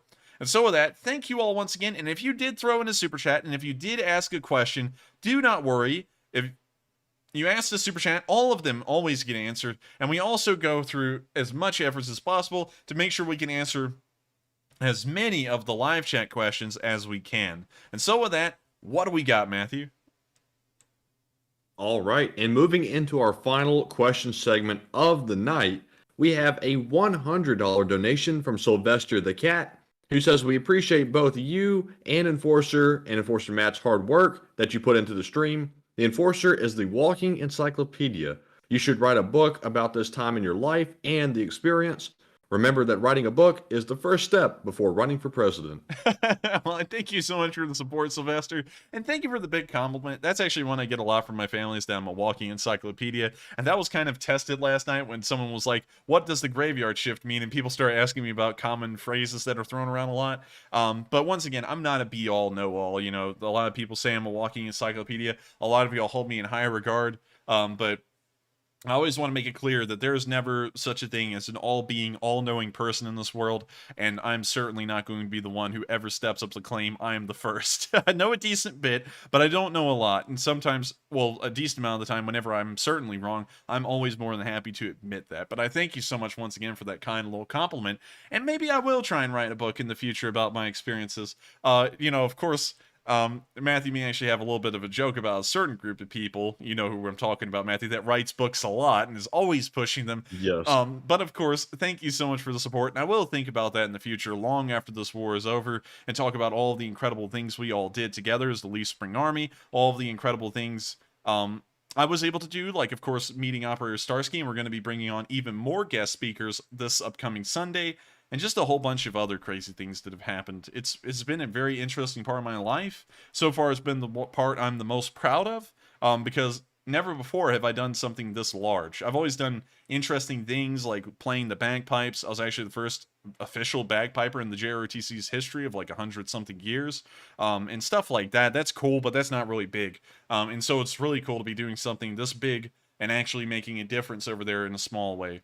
And so with that, thank you once again for the support, Sylvester, and it helps us out a lot in keeping this channel running and helping us to keep on trying to do very good things and very cool things for Ukraine and to help them out. And so with that, thank you once again for the support, and with that, we're on to the next question. And also, before we move on, I just saw Not a Channel say, dude, you as nerdy as a homeschooler, which is a compliment. We did not get homeschooled, actually. We actually went to public school, which was actually really tough, because public school is pretty wild, especially when you get to the high school levels. You know, there's like a lot of drugs, there's a lot of nefarious things that go on in public schools these days, and I don't know why. Maybe that's just the thing we dealt with. We actually, man, like, do you have any crazy stories to share about school, Matthew? Because I know we have loads of them. I'm just wondering if you have a specific one that stands out. I would imagine that probably most people have crazy stories, to be honest, not just public school kids, but also private school as well. It seems like that when young people are around, there's always trouble. So I don't have any stories in specific that I can say, but yeah, I think everybody knows what we're talking about. Yeah. So with that, we'll move on to the next question. But thank you once again, Sylvester, for the massive support. It helps this channel to keep running. And without viewers who support this channel, we wouldn't have one. And so thank you once again from the bottom of Matthew and my hearts for helping us to keep running. And thank you so much for being a long-time viewer too. Because, of course, it's always important to support us, but I'm highly honored that a lot of y'all have stuck with us for over 100 days at this point. Some of y'all have been here for 147 days straight, watching this news from this channel, and I'm highly honored that y'all find us to be a reputable source of news that is, of course, informational and also fun to watch, because there are some channels out there that are very deadpan and very difficult to watch, and I'm glad that we're not one of those. And so with that, thank you once again, and we are on to the next question. And up next, we have a $10 super chat from Jonesy, who says, it's good to be on time. I love your stream, Enforcer, and here's some coffee cash. Enjoy. Keep up the good work, and glory to Ukraine. And Jonesy, thank you for donating to the coffee fund. And thank you so much, Jonesy, for donating to the coffee fund. With the amount of nitro cold brew I'm having to drink these days, I really need it. And so thank you once again. We're going to make sure to put that towards some nitro cold brew, which is our coffee of choice. Not asking for a sponsorship, but I'm just saying, you know, that would be a neat thing. So with that, we are on to the next question. And thank you once again for the support to the coffee fund. And thank you so much for enjoying this stream, Jonesy. It does mean a lot to us. And with that, we are on to the next one.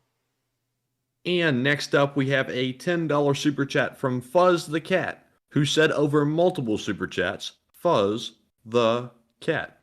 Well, thank you so much for the support, Fuzz the Cat, and thank you for doing something a little entertaining. Now, to discuss something real quick, on the summary video that went up today, there was actually some people who had a problem with my chipper tone, which I found interesting because the whole entire course of these streams over this entire war, I've pointed out it's of course important while it is a war and it's a very perilous thing and people are getting killed all over. It's important to not let it mentally get to you. It's always important to have a little chuckle at something here and there and try and keep it a little bit light so you don't lose your sanity. For some reason, some people took an affront to the chipper tone I had today while I was trying to just survive through the summary and wanted to tell me, and I found this really funny, and I just got to give my honest opinion on this. Dude, I don't think you understand, but this is a war going on, and people are dying over there, like, all over. And I was like, do you not understand? Like, I don't think these people realize this, but I've been here since the first hour of the war, and I've seen just about everything that's ever happened on film or on picture. I've seen it all. And so I don't think it's ever lost on me that people are always dying over there, considering we literally covered the attack in Vinnytsia, which was the worst thing I had ever seen since Kramatorsk, and I don't know why people act like that and why I have to be dead and morose, because I don't think they realize I spend 60 hours a week on this, and if I acted like it was a funeral 60 hours a week, every week, I would have lost my mind at this point. So with that, thank you so much once again for having a funny little joke in the chat. Of course, it's greatly appreciated, and it always helps to soften the difficulties of getting through a war like this. And so with that, thank you once again, Fuzz the Cat, and it helps our channel to keep on running. And with that, we're on to the next one. And also, I forgot to mention, I actually had a poll running for 24 minutes now. I totally forgot about it. The question was, at this point in the war, how long do you think it'll last?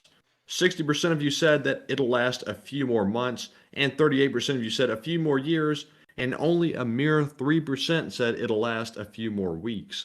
So I would tend to agree with the majority. A few more months is probably what it'll be. Although I have seen some so-called experts say it'll last a few years. But what do you think, Enforcer? Oh, it's a tough one, you know, because I always say I don't have a crystal ball and I never know when the war is going to end. Y'all have got to, I mean, like, this is one thing that's really important to me, and I always want everyone to remember this with context, historical context.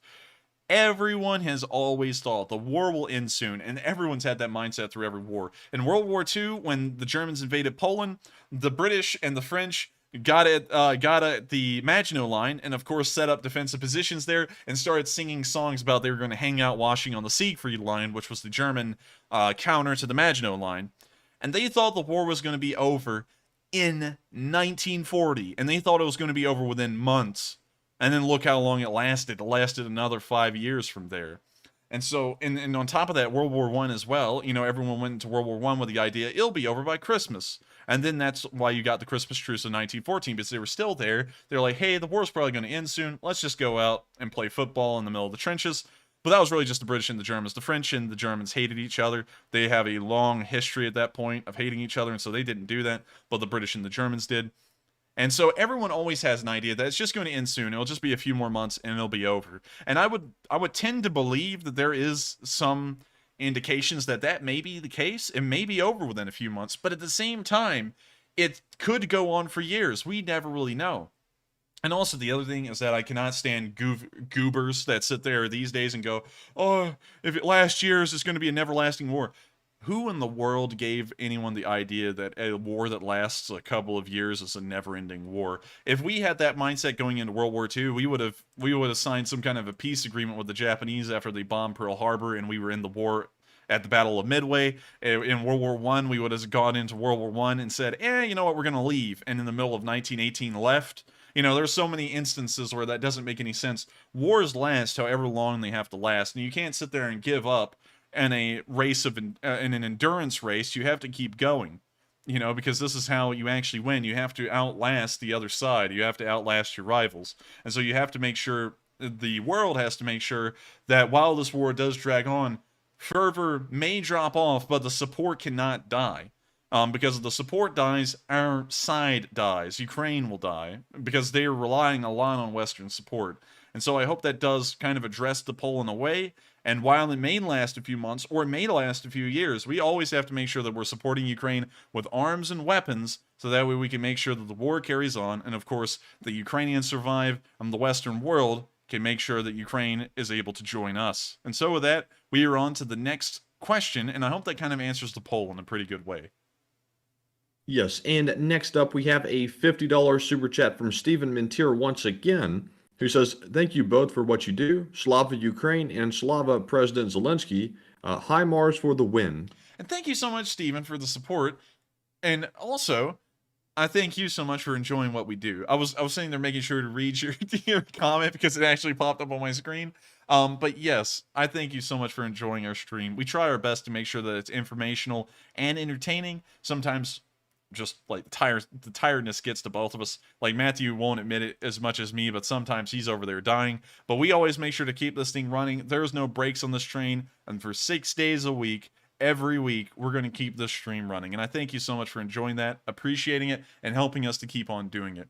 And also, Slava Ukraini. And also, HIMARS and President Zelensky for the win, specifically the HIMARS of recent note, because the HIMARS is definitely a war-turning vehicle, and it kind of gives you a really good idea that if the U.S. went into a war, what in the world would it look like? And from the artillery standpoint, the Russians wouldn't even be able to touch us before we obliterated the ammunition that they were going to use to fire their own artillery.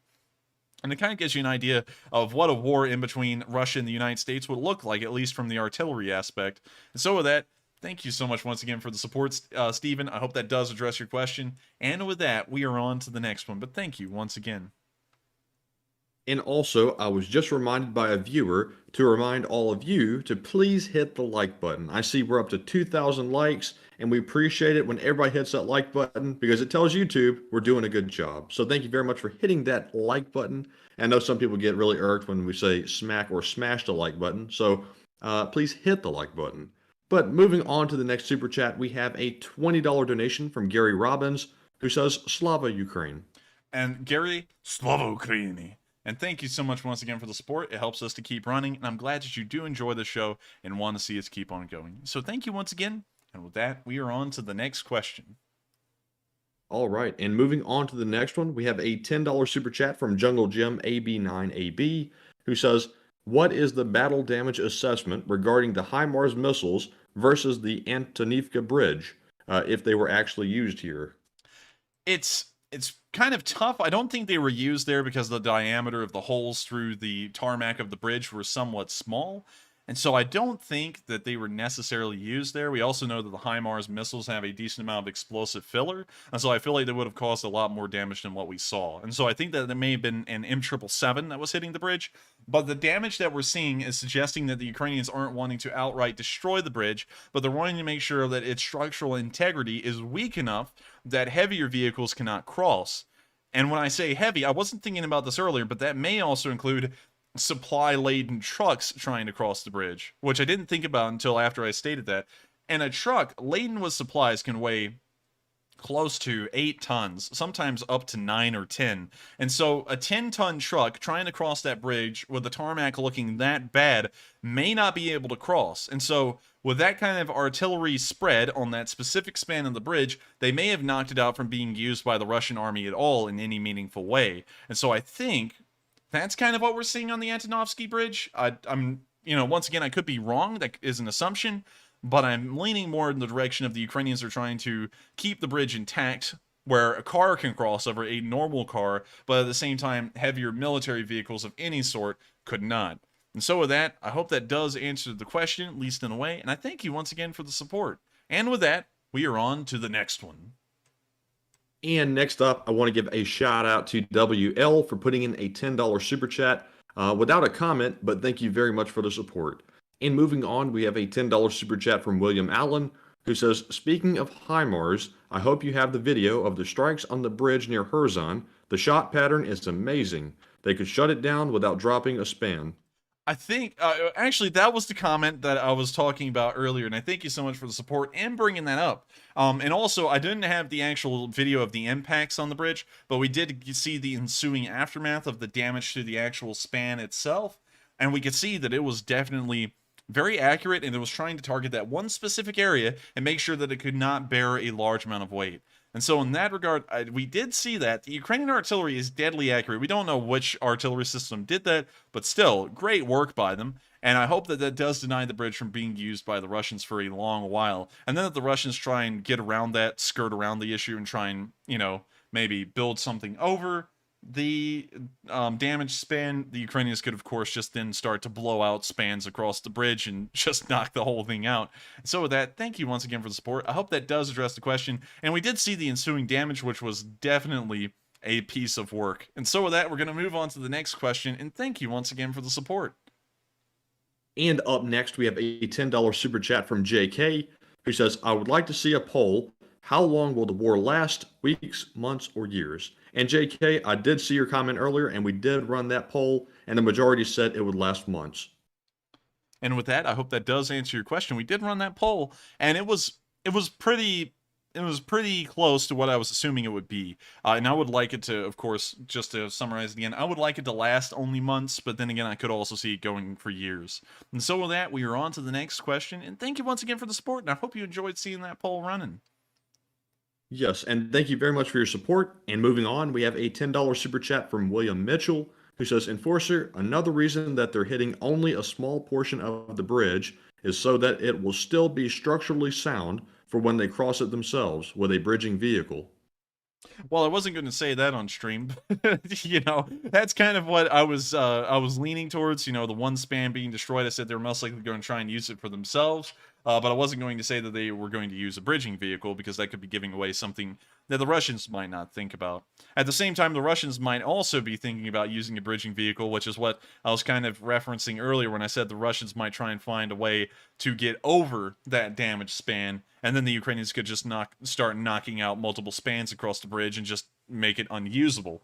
But yes, that is something the Ukrainians could do. I thank you very much for the support, and I hope that does answer the question. And so with that, we're on to the next one, and hopefully we won't be exposing anything that the Ukrainians might be doing. But with that, thank you once again. It is a valid point, and I was thinking that in the back of my head. I just didn't say it out loud. But with that, we're on to the next question. And moving on, up next we have a $10 super chat from BL Parak, who says, I joined late and I just jumped on. Did you guys see the Fox News article on Chechnya, and what do you make of that? Well, I want to make sure I get this right. Parak? BL Parak.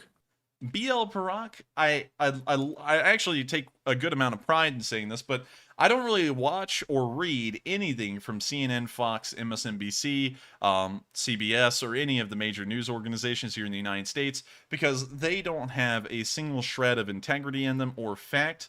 They just come up with whatever they want on the spot. I've seen that from both CNN and Fox at this point, and everything, whether it be political, on this war, or anything, they just put whatever they want onto something. And so I didn't read it, and honestly, knowing the direction that Fox has been going in, CNN has also kind of gone in this direction as well. They kind of all go in the same direction at the same time, but put slight spins on stuff. Is that CNN was saying earlier in the war, the Ukrainians held the Russians back, and they may have withdrawn from the northern front, but it's just going to get tougher for the Ukrainians as the Russian steamroller just pushes across the south and the east and just wipes out the Ukrainians. And then we never saw that. They just say whatever. And on top of that, they also rely a lot on these quote-unquote experts they have within their news organizations. And whenever you hear these experts talk, they're like, this is an AR-15. AR stands for assault rifle, and it fires 5,000 rounds in a second, Or they'll say something like, the Russians have a cool jet. And, they'll be like standing here in Su-57 at an arms expo. And let me show you all this. And they'll sit there and look at this Su-57, and they'll be like, you can tell it's a stealth design because the wings are really cool looking. And you can also see that the engines are badass, and they'll say stuff like that. And those are the supposed experts that get broadcasted to millions of people around the country. And people actually, these news organizations more like it, actually tout these people as knowing what they're talking about. And I don't know if they're dumbing down their actual knowledge because they think people are stupid or what, but usually whatever they put out is a whole bunch of garbage, and so I just never really read it. Of course, we're not trying to get into politics here. I'm just making a critique on mainstream news here in the U.S. in general, because Fox also does this as well, you know, because they'll sit there and just take everything out of perspective and just say whatever, but I just never really listen to anything from CNN or Fox or any of the other mainstream news because they don't really base it in fact, precedent, or anything. They just go with, we have the supposed expert, he says this, and that's how it is. And so with that, I hope that does answer the question, and we are on to the next one. And up next, we have a $10 super chat from Uber Khan, who says, "Beep boop, I'm not a robot. Thank you for reading for those of us who are listening." Well, I thank you very much for the support, and you're certainly not a robot. That's a very non-robot thing to say. Matthew put him on a watch list, but that's a very non-robot thing to say, and we do believe you 100%. You're definitely not a robot, and we will make sure to give you all of the liberties and freedoms of a soldier of the Lee Spring Army. And so thank you once again for the support, and we're just kidding with you. But of course, it's always greatly appreciated, and it helps us to run these streams. Also, I did see Fief say the Su-57 looks really good, and it does, but there's so few of them. But with that, I hope that does answer both of y'all's questions, and thank you once again for the support. And with that, we are on to the next one. All right, and up next, we have a $10 super chat from Blue Neptune, who says, "I had no idea this 5'4" champion had a 5'10" beautiful championette wife. It must be the vampire voice. Power to Ukraine." Is he talking about Olena Zelensky? I think so. Here's Olena Zelensky. Oh, Zelenska. Apparently Zelenska, not Zelensky. But here's the pictures of her with President Biden, as you know, Zelensky says. But yeah, she looks pretty good, I guess. I mean, like, I don't really have a lot of comments on that, but yeah. So I thank you very much for the support. I hope that does address the comment. And with that, we are on to the next one. And real quick, I have to address something from the live chat that I saw. And don't take this as a bad thing, but just a slight criticism. Somebody said, "Fox News is registered as entertainment and not news like CNN. Please clarify this." But I have to disagree with you, though, because Fox News, it's in their name. It's Fox News. So they represent themselves to be news. So sadly, they're both equally bad, in my opinion. And they both, you know, I won't get too into it because I'm going to get into politics. But anyways, that makes the point. Well, I would actually like to cover that a little bit here. Fox can legally call themselves entertainment, but if I sit there and I dress up like a surgeon and I walk into a room and I start telling you all about the potential surgeries you can have for a intestinal blockage, you're going to assume I'm a surgeon. But then I could sit there and screw up the surgery and walk out and say, well, legally I'm only a registered nurse, and it does not matter. If you're going to sit there and dress yourself up to look like something and sound like something else that you're definitely not, and fool people into believing you're a news organization and then get away with a legal technicality that you're just entertainment, that's scummy, that's stupid, and I don't like that. And that's why I don't like mainstream news. They call themselves news, they pretend and act like they're news, and while they may technically call themselves entertainment, they pretty much act by and large like they're news. CNN, I believe they actually call themselves news, but then that's a big stretch as well because they just do and say whatever they wish without really basing anything in fact. And so with that, we're going to move on to the next one, and I hope that kind of addresses that comment there. All right, and up next, we have a $10 super chat from Sharon Tukalski, who does not leave a comment, but thank you very much, Sharon, for the support to the channel, and we appreciate you very much. And up next, we have a $10 super chat from J340, who says, "I will give the war a 1.5 to 2 years to be closed and completed. The U.S. just approved funding to train Ukraine fighter pilots and the U.K. training grunts. In 6 to 8 months, they will begin the offense." I think it might be sooner than that. They did make the offense sound like it will begin in the summer months. If the heat wave moves over, we may see it be pushed back because the heat will make it almost impossible to push an effective attack. But at the same time, I do think that that is a somewhat reasonable timetable, and that's about the furthest out I think in my head. While I don't have a crystal ball, I can only see it going on for about 2 more years, and then most likely ending at that. It's not going to be a 5-year war, most likely. But then again, I don't have a crystal ball. We don't know what's going to happen in a few months, and we may see within months' time that this may become a war of attrition, and the Russians just sit in Ukraine doing nothing, and it becomes the Ukrainians' responsibility to push them out. And so with that, I hope that does address that comment. And thank you so much for the support and bringing that up. That was a really good point about how long the war may last. And I think it's actually a pretty decent guesstimation. And so with that, we're on to the next question. And thank you once again for the support. And up next, we have a $10 super chat from Mr. Diggs, who says, "This is a tip for you and Matt. Thank you guys, and jokes are always needed. The public will never get medical jokes. I can't watch spam commercials anymore without thinking of you guys. So Leaf Spring and Moscow Mike exist.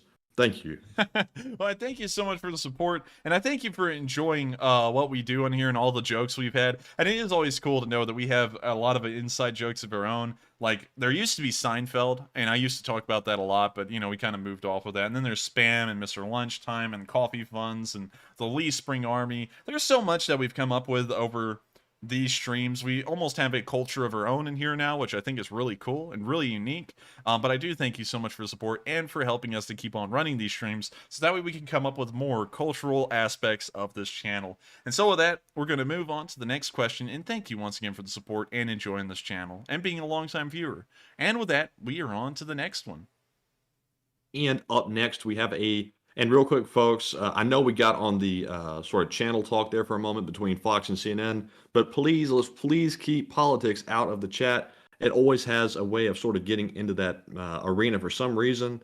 But anyway, just a quick note on that. And we are moving on to the next one, which is from UberCon, who puts in a $10 donation and says, "Beep boop, I'm not a robot, and way to go, Matt." And thank you, UberCon, for the continued support, and thank you for the compliment as well. And I'll try to keep that in mind. You're not a robot. And I'll let the enforcer take you from here. And thank you so much, Uber, for the support. And of course, you are not a robot. Matthew put him on watch list. But of course, we always like to appreciate all of our viewers who, of course, support us to keep running. And thank you so much for just being a viewer out there who enjoys these streams a lot. There are a lot of people who do not support this stream, and they just watch it. And if you would like to help us out, because, you know, if you do enjoy these streams, you've been watching them a lot, it would help us a lot if y'all would chip in, not like chip in a super chat, but chip in a little bit of your time to go and hit that like button, because hitting that like button actually does a lot for us. And also, if y'all didn't know, replaying streams, and not telling y'all to do this or anything, but replaying streams and just putting them on mute on your phone and just letting them run, like this stream after it's over, helps us out a lot too, because YouTube sees, wow, a lot of people are watching this once over again. We ought to push this to more people. And then they start pushing it to more people, and more people get our news, more people see it, more people subscribe and get the news from here. And the better we do at that, the better we are at trying to pull away people from mainstream news, get them away from there, and get them more towards actual news that comes from the front, based in video and picture evidence, and things that we can actually confirm rather than just, I believe, I feel, let's have an opinion panel on this kind of stuff, and all of that. Also, one other thing is that while we did touch on news, you know, this is always something that I notice. It does not matter what we talk about here in the United States. I can make it a neutral thing, like, boy, isn't the South pretty? There's going to be some people who make this a political thing every time I talk about anything from America. And we're not into politics. We're not into American politics whatsoever. And we do not allow that in the chat. This is, of course, about the Ukraine war. And the only time we bring up anything that gets close to politics is when we're slamming mainstream news. And we don't pick a side on that. We don't pick a side on anything politically. I think it's all terrible. And so I just ask that y'all kind of like leave the politics out of it, because it's not really what the stream is about. So, you know, just also letting y'all know, if because every once in a while Matthew runs into this, and I would like to make this clear just so that way anyone does not make this folly. If you do say something political and you're asked to stop and then you mouth off to Matthew, you will be banned immediately. Matthew has to deal with that often. I don't know why people think they can do that, but it is something that we have a rule about, no politics. And so if you decide that you're going to rebuff us, we are kind of in charge of this thing, and Matthew's going to put it down. So I just wanted to make sure to put that out there, just in case if anyone thought they could get away with that. That's not something we go for. So with that, I hope that kind of addresses all of that, and we are on to the next one. And thank you once again for the support. Yes, and up next, I want to recognize two super chats that were left without comments. We have an $8 super chat from Donna James and a $5 super chat from Lewis Brown. So thank you very much to both of you for the support to the channel. And we are moving on to the next one, which is from Not a Channel, who puts in a $6 donation and says, can a super chat fund adequate sleep? If so, here's for the adequate sleep fund. Well, I thank you very much for the support. Sadly, super chats cannot help with sleep. They can help with coffee, they can help with pizza, but they can't help with sleep. That's just something we're generally deprived of here. Usually because I go and comb over all kinds of stuff in the channel and look over things and see how everything's going and what we might need to do and what we need to talk about and what people have said in the comments, because I do kind of read through those every once in a while. So sadly, it wouldn't help out with sleep, but I do thank you very much for the support and the effort, because sometimes it's just the effort that counts. And so with that, we're going to move on to the next question, and thank you once again for the support and also trying to attempt to help us get a little bit of extra sleep. And so with that, we are on to the next one. All right, and up next we have a $5 super chat from Rhino PKC, who says pillow and blankie fund so you can so that you can fight that sleep deprivation.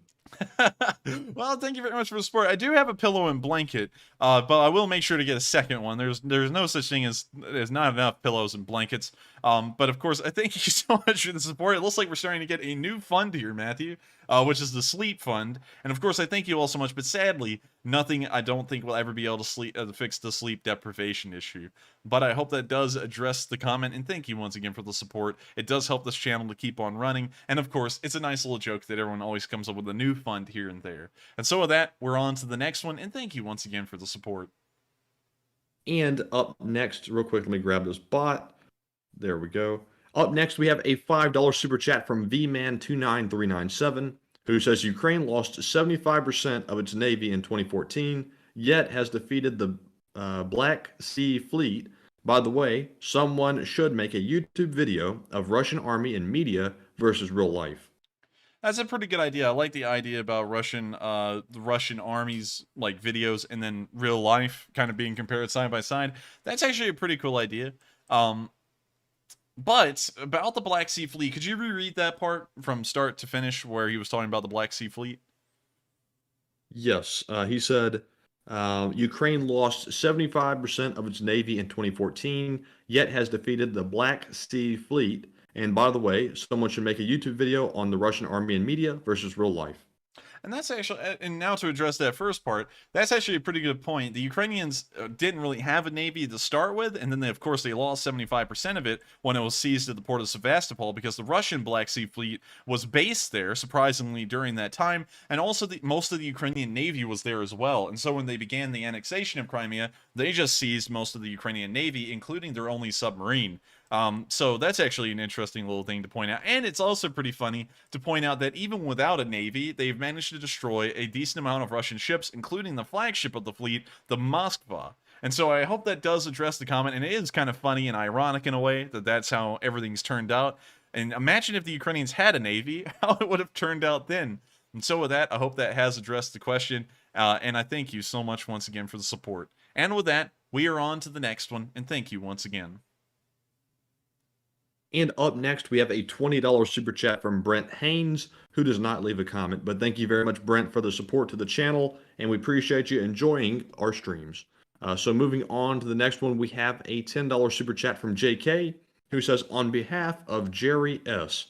And I saw what Jerry S said, and it was totally fine. I saw that he said, he was like, I have 89 cents in my account. Don't ever push yourself to put yourself in a tough financial situation for this channel. I appreciate all of y'all's sentiments and wanting to help us keep going, but make sure to take care of yourselves, because I'd hate to know that y'all get in a rough situation because y'all enjoy this channel and want us to keep going. But I do thank you so much for the support. You know, of course, JK, it helps us to keep running this channel, but just remember, everyone, if you can't support, you don't have to. And we're not trying to grab y'all and flip y'all upside down and like empty y'all's pockets or anything. It just helps our channel to keep running, and we're greatly appreciative for that. We're greatly appreciative for everyone's efforts helping out the fundraiser, but you know, just make sure to take care of yourselves first, because I would hate to know that y'all get in a bad bind. And so with that, thank you once again for the support, JK, and thank you, Jerry S, for the sentiment. It's the thought that counts in a way, and I thank you so much once again. And with that, we are on to the next question. And up next, I want to give a shout out to Alan for putting in a $5 donation. Thank you very much for that. And also, we have a $5 super chat from Redwood Beard, who says, You know something seemed wrong about the Panzer Haubitze 2000, and I did some looking, and they have an uncanny resemblance to the Elephant TD. Elephant. Tank. There's the elephant. A little. Wow, really? There's an intact one. Cool. Crazy. I bet it's not operational, but that's nuts. Okay, now getting off of that. PZH 2000. Well, let's compare these side by side. Alright, so here's the Panzerhaubitze. There's the elephant. I mean, kind of. I can kind of see it. The one thing, though, with the elephant is that it doesn't have a turret. This is actually just a box welded on top of what was a Tiger, oh man, let me think. It was a Tiger P, I believe. It was I guess you could say, like, the prototype version of the Tiger 1, and then they just decided to use those hulls and just create tank destroyers out of them. But yeah, I mean, like, it does look similar, especially from a side profile like that. Yeah, I mean, like, I could see that. Not identical, of course, but it is close, and so I do see what you're saying. That was actually a pretty good thought right there. And also, someone just said, see the Hummel, and the Hummel, I feel like, is a little bit of a stretch, because it's an open top right here. As based off of the Panzer IV, or the Panzer III, whichever you would like to say. But you can see it's a little different, especially because it has an open top with no turret. But the Elephant does look similar, although it doesn't have a turret, just because of the general outline. So I would have to agree with that. That's actually a pretty good kind of like point out on your end to notice that. And I think that is pretty neat. By and large, though, German tank designs really diverged from their World War II designs, like a load after World War II ended. The Leopard 1 looked nothing at all like anything else that the Germans had produced. I mean, like, the closest thing it got to was the Panther, and the Panther didn't even look similar. So with that, I hope that does address the comment, and that was actually a very cool catch on your end again. So I thank you very much for pointing that out and letting us look at that. And so with that, we are on to the next question, and thank you once again for the support. And up next, we have a $5 super chat from Mr. Diggs, who says, along with changing songs at the beginning of your The blog, how about changing the pic wallpaper to the finger stamp? Yeehaw! And thank you, guys.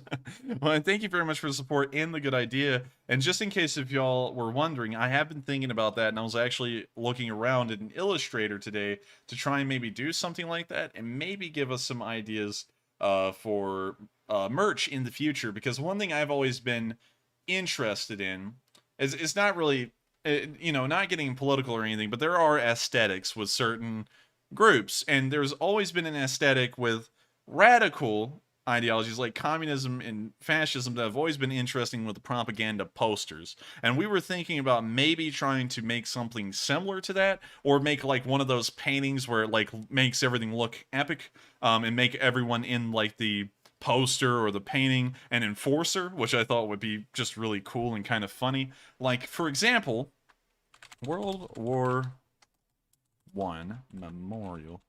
I was pulling up World War I memorials earlier to get an inspiration, but if we just look at the memorials around the nation, specifically the World War I memorial, which, not really. We're going to keep on moving. Like, say, and this wouldn't really be like the propaganda posters I'm talking about, which I always think are just interesting and a neat aesthetic, regardless of who they're from.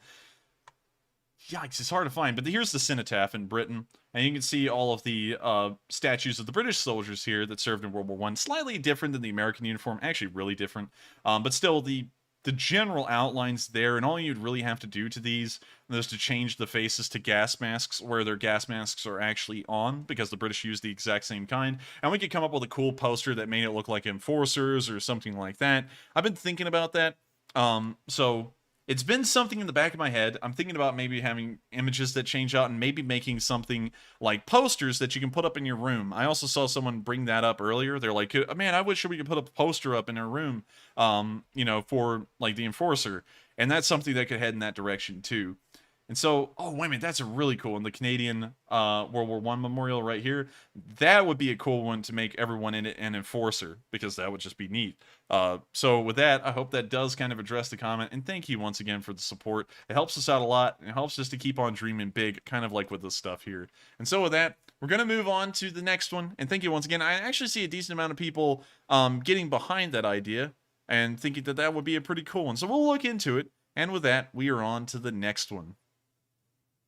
And moving on to the next one, we have a $10 super chat from Joseph Neves, who says, Enforcer, purely speculation, but do you think the leadership of future Russia, whether months or years from now, would ever consider denuclearization of the country as a way to release sanctions? No, that's something they definitely wouldn't do, because that nuclear shield is all that protects them from getting beat. I mean, like, that's serious, as well, is that the Russians don't have a large enough economy or standing conventional military to ever survive on their own. And honestly, in my opinion, they're weaker than Iraq was in 2003 or the Gulf War. And so they rely on those nuclear weapons to survive as a state. And that government survives on those nuclear weapons so that way no one just comes in and takes them out. So I don't think they would ever agree to that, because I've never really seen any country, rather than South Africa, voluntarily disarm itself of nuclear weapons. And so I don't think they ever... Well, actually, Ukraine did that as well. I just made a huge blunder right there. Ukraine and Belarus, I believe, both did that. The Belarusians don't have any nuclear weapons as far as I know. Neither do the Ukrainians. Well, that was a little bit more of a different situation than the South Africans, who literally, with no, I believe, external pressure whatsoever, they just literally just gave up their nuclear weapons. It was kind of a sign of goodwill, which the Russians coin a lot these days, and it was in hopes that nuclear de-escalation would happen around the world. It never really did. It kind of did, but not really to a point that counts. So with that, I hope that does answer the question. My resounding answer to that one would be certainly not. The government that's currently there pretty much relies on their survival because of the nuclear weapons. And so with that, we're on to the next one, and thank you once again for the support. All right, and I want to revisit one super chat from earlier. I got a message from Brent Haynes saying that his super chat was not attached to his donation, so I'm going to revisit that one right now. He put in a $20 donation and said, super chat by Brent Haynes. The question did not come through, but more HIMARS are making a difference. If U.S. provides Gen 4 aircraft piloted by Ukrainian Air Force, what is the outcome of that help? I think if Gen 4 aircraft were provided under a hypothetical scenario, considering that they are stealth aircraft, it would most likely do a large part in changing the aerial supremacy in the war. We know that the Ukrainians dominate the skies just because of their surface-to-air missile batteries, but they don't dominate the skies with aircraft, and they also can't rely on consistent aerial support, because the situation with air defenses can change drastically from region to region, and it may be almost impossible to fly an aircraft there without it being shot down. With a stealth craft, however, that can change. You can actually be able to fly those with relative ease, because a radar would never be able to pick them up, which is, of course, what all surface-to-air missile batteries operate off of. So if they were using... Wait a minute, no, I'm sorry, you're talking about Gen 4. I'm talking about Gen 5. I got completely... I went on a complete aside there and said something else. If they had F-15s and F-16s, they would help. Of course, they would be limited. Surface-to-air missile batteries could still shoot them down, but they would be multi-role. F-16s are definitely multi-role. And so you could use those for ground attack, air supremacy, whatever you would like. And of course, they would help out a decent bit, because the F-15 and the F-16, as far as we can tell, are far superior to their Russian counterparts, such as the MiG-29 or the Su-27. And so with that, I hope that does actually answer the question instead of talking about Gen 5, because that was a way step out of left field. But I hope that does answer the question. And thank you once again for the support. And I hate that that wasn't attached to your super chat, but I'm glad that we were able to circle around to it and make sure to answer it. And so with that, we are on to the next one. And once again, thank you so much. And next up... Oh. All right. And next up, we have a $20 super chat from Big Cheese, who says, my daughter turns 20 tomorrow, and she is in the U.S. Marines. I'm proud of her and just want to shout out for her. And yes, Big Cheese, shout out to your daughter. And I believe it's Semper Fi. And also, thank you for her service. And if anybody in here has been in the military as well, thank you for your service also.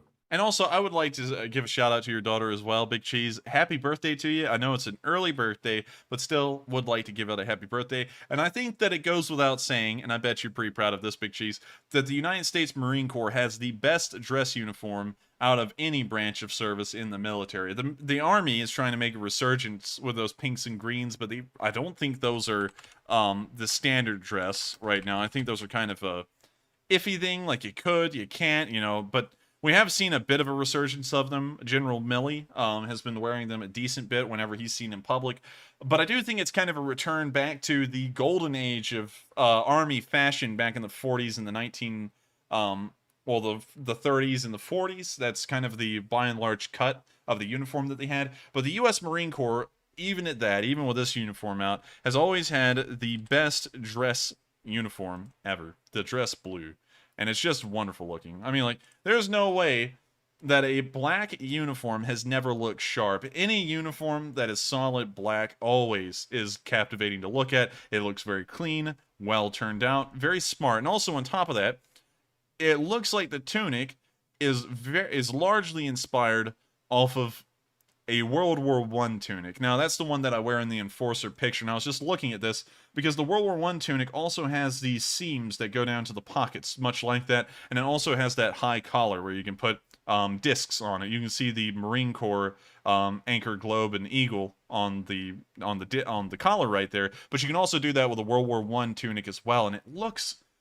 Actually, it's pretty close to it. It just has the gold buttons and it's black instead of being an olive drab, kind of like green.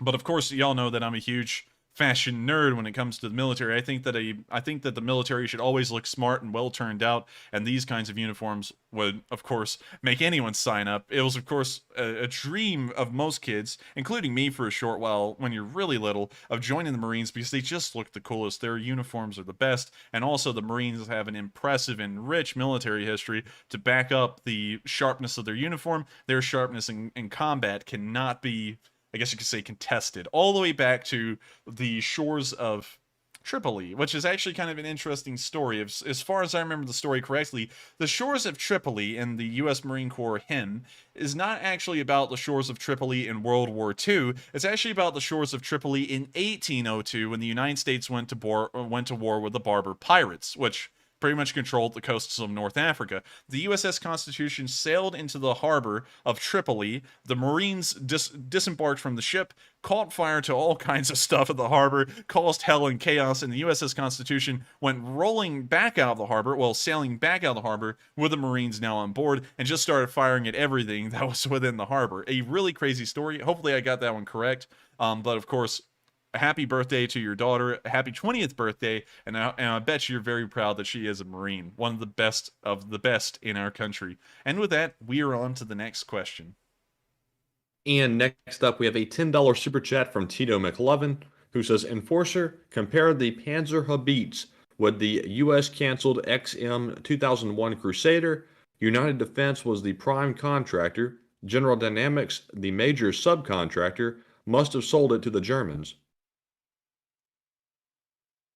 It looks like this design. I got to take a closer look at that. It's a very zoomed out image, and it looks like it actually did exist. This looks like a real picture. Oh, come on. It only had a crew of 3?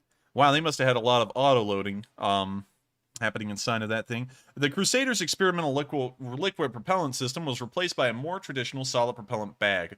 The Government Accountability Office advised the Army to consider either upgrading the Paladin or purchasing the Panzerhaubitze 2000 instead. And so let's look at the... Let's see here. Let's look at the design and development phase. 1994... Nope, wait a minute. 1992, the Army began...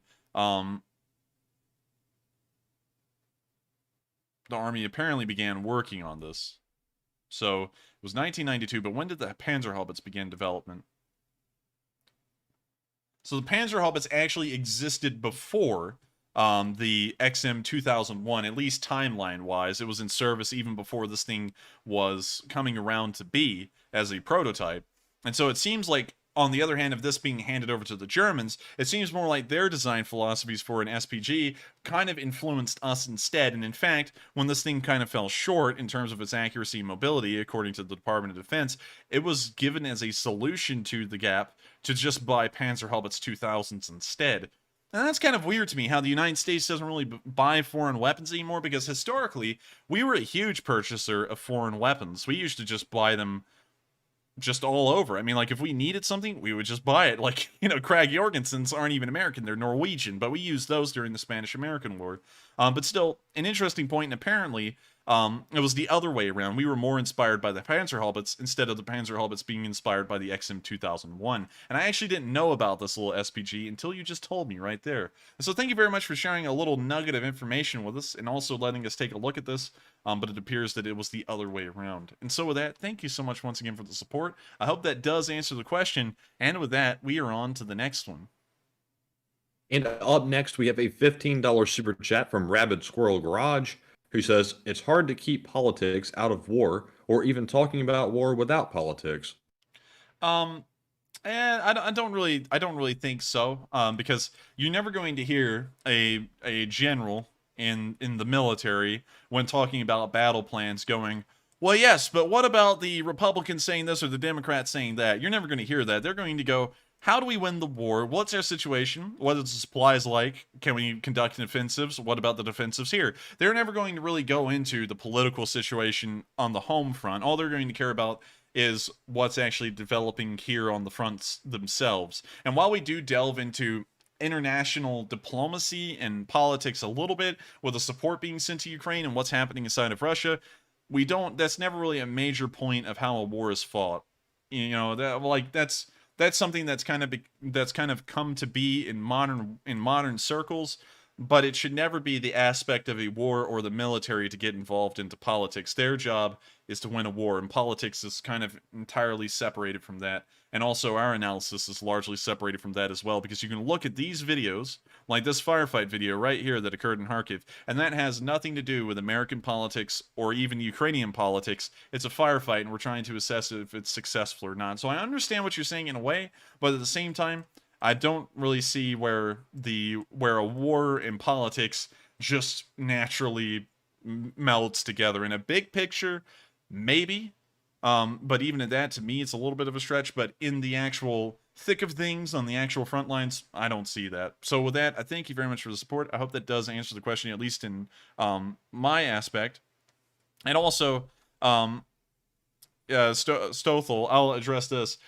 Apparently, MacArthur in Korea doesn't rate political review? LOL. Well, yeah, but if you remember, MacArthur was an idiot. And also, on top of that, he was a lunatic. And because he got political, he got removed from his position. So you just brought up an example there of when someone did get political in the middle of a war, he immediately got removed. So with that, I hope that does answer that, because you can bring up examples, but at the same time, the examples you're most likely going to use will be examples where that general was then removed because he got into politics. And so with that, I hope that does kind of address that little quick counter right there, because when you actually look at the big picture, that wasn't the case. It wasn't like he became a political enigma or anything in the middle of the battlefield. He literally got removed from his post. And so with that, we are on to the next one. And up next, we have a $5 super chat from Alan, who says, hi guys, and thanks for your work. From Paris, IYO, how scared should Ukrainian forces be of those Iranian drones? I heard they were surprisingly good. I wouldn't be too worried about them, because as far as our official information goes, the range of the guided bombs that those drones can drop is only 3.7 miles. And while 3.7 miles is decent, you've got to remember that Russian artillery is considered a very close-range artillery, and it has a maximum range of like 9 miles. And so for a drone to have to get within 3.7 miles of its target, most likely to be picked up on a radar cross-section where it could be shot down, to then drop a bomb and then pray that that laser-guided bomb can actually hit the Ukrainians, is a bit of a stretch. And while the Russians could get around 113 of them, wars revolve around very large figures, and 113 drones is a fairly small number, considering we see the Ukrainians shooting down around 13 a day right now. And so with that, I hope that does answer the question. I don't think the Ukrainians should be too scared about it, especially if their anti-air defense systems are given a bit of a boost and given an increase in numbers, they should be able to deal with that problem just fine. But then again, I could be wrong. That's just an assumption on my end, and the public figures may be wrong. They may have an increased range. They may have a very small radar cross-section. Who knows? But I hope that that does answer the question, at least in my opinion, with the information I have right now. And thank you once again for the support. And with that, we are on to the next one. And up next, we have a $5 super chat from Mr. Diggs once more, who says, how hard is it to cover all Ukrainian territory with defensive missiles so that all Russian rockets and missiles can be countered? How close does defense need to be? Can you reread that one again? Because I got distracted by something in the chat. Yes, Mr. Diggs said, how hard is it to cover all Ukrainian territory with defensive missiles so that all Russian rockets and missiles can be countered? How close does defense need to be? It wouldn't have to be that close, and it also doesn't have to be spanning the borders and the exact front lines right now. You could make a defensive net across the Dnipro River from north to south. And let's say that these missile defense systems have a range of a 20-mile radius. And so, oh, let's back out of that and do that again. So 20 miles right here. So that's 20 miles long. So let's get the idea from Chernobyl to the Dnipro. That's 57 miles right there. So you need about two surface-to-air missile defense systems like NASAMS to cover that entire Kyiv Sea area. And then moving down from here to Dnipro.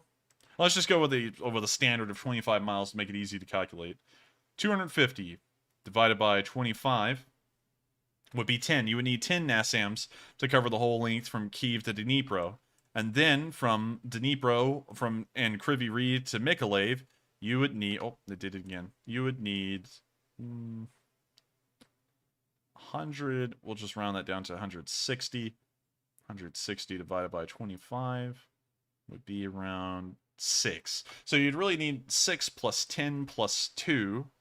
So that would be around 18 NASAMS to create a net of surface-to-air missile protection systems all the way from the north of the country to the south to Mykolaiv. And that would protect the entire interior of the country that is in the westwards area that's not really a war zone from cruise missile and ballistic missile attacks, which are usually the ones these days that are creating the largest amounts of casualties. You could also take individual NASAM systems and put them in cities like Kharkiv, Dnipro, and Zaporizhia, just so that way they have an extra layer of protection, at least around the larger populated areas. And if you were to get even more daring, you could of course put them in cities near the front lines and protect them from incoming missile attacks as well. So I don't think it would be a massive numbers issue. I think that there's certainly enough NASAMS out there to provide this net that I just hypothetically laid out. So I think it's possible. And I think that it's something that is feasible. And so with that, I hope that does answer your question. And I thank you very much once again for the support. And with that, we are on to the next one. And up next, we have a $7 super chat from Stefan R., who says, if we use the Canadian statue, sorry for our turbine Trudeau thing, we had no say. Our system is horrible and so is stopping anything quickly before our government does what it wants. Well, thank you very much for the support. Of course, we don't get into politics, and that does include Canadian politics as well. So, unfortunately, I won't really be able to comment on that a lot, but I do thank you very much for the support and helping this channel keep on running. And it was a little unfortunate that the turbine was returned, but I didn't really consider it that major of a thing. It's not like it's going to be war-changing or anything. So with that, I hope that does address the question. And with that, we're on to the next one. And thank you once again. And up next, we have a $5 super chat from Kurd Canal 22, who says, I love this. Well, I thank you very much for the support. I'm glad that you do love it. And of course, we're very appreciative that people do enjoy these streams and like to watch them. Also, I just saw someone say, no, your Tripoli info is about 100% wrong. And I do have to check on that because I said I might be wrong. I may be getting the story wrong. So, shores of Tripoli,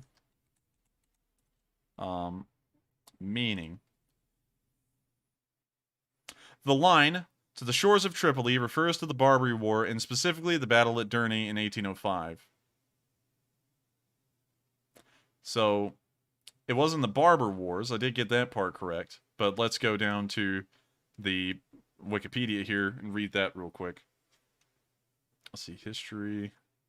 Mexican-American War. We're looking for refers to the First Barbary War, Battle of Derna.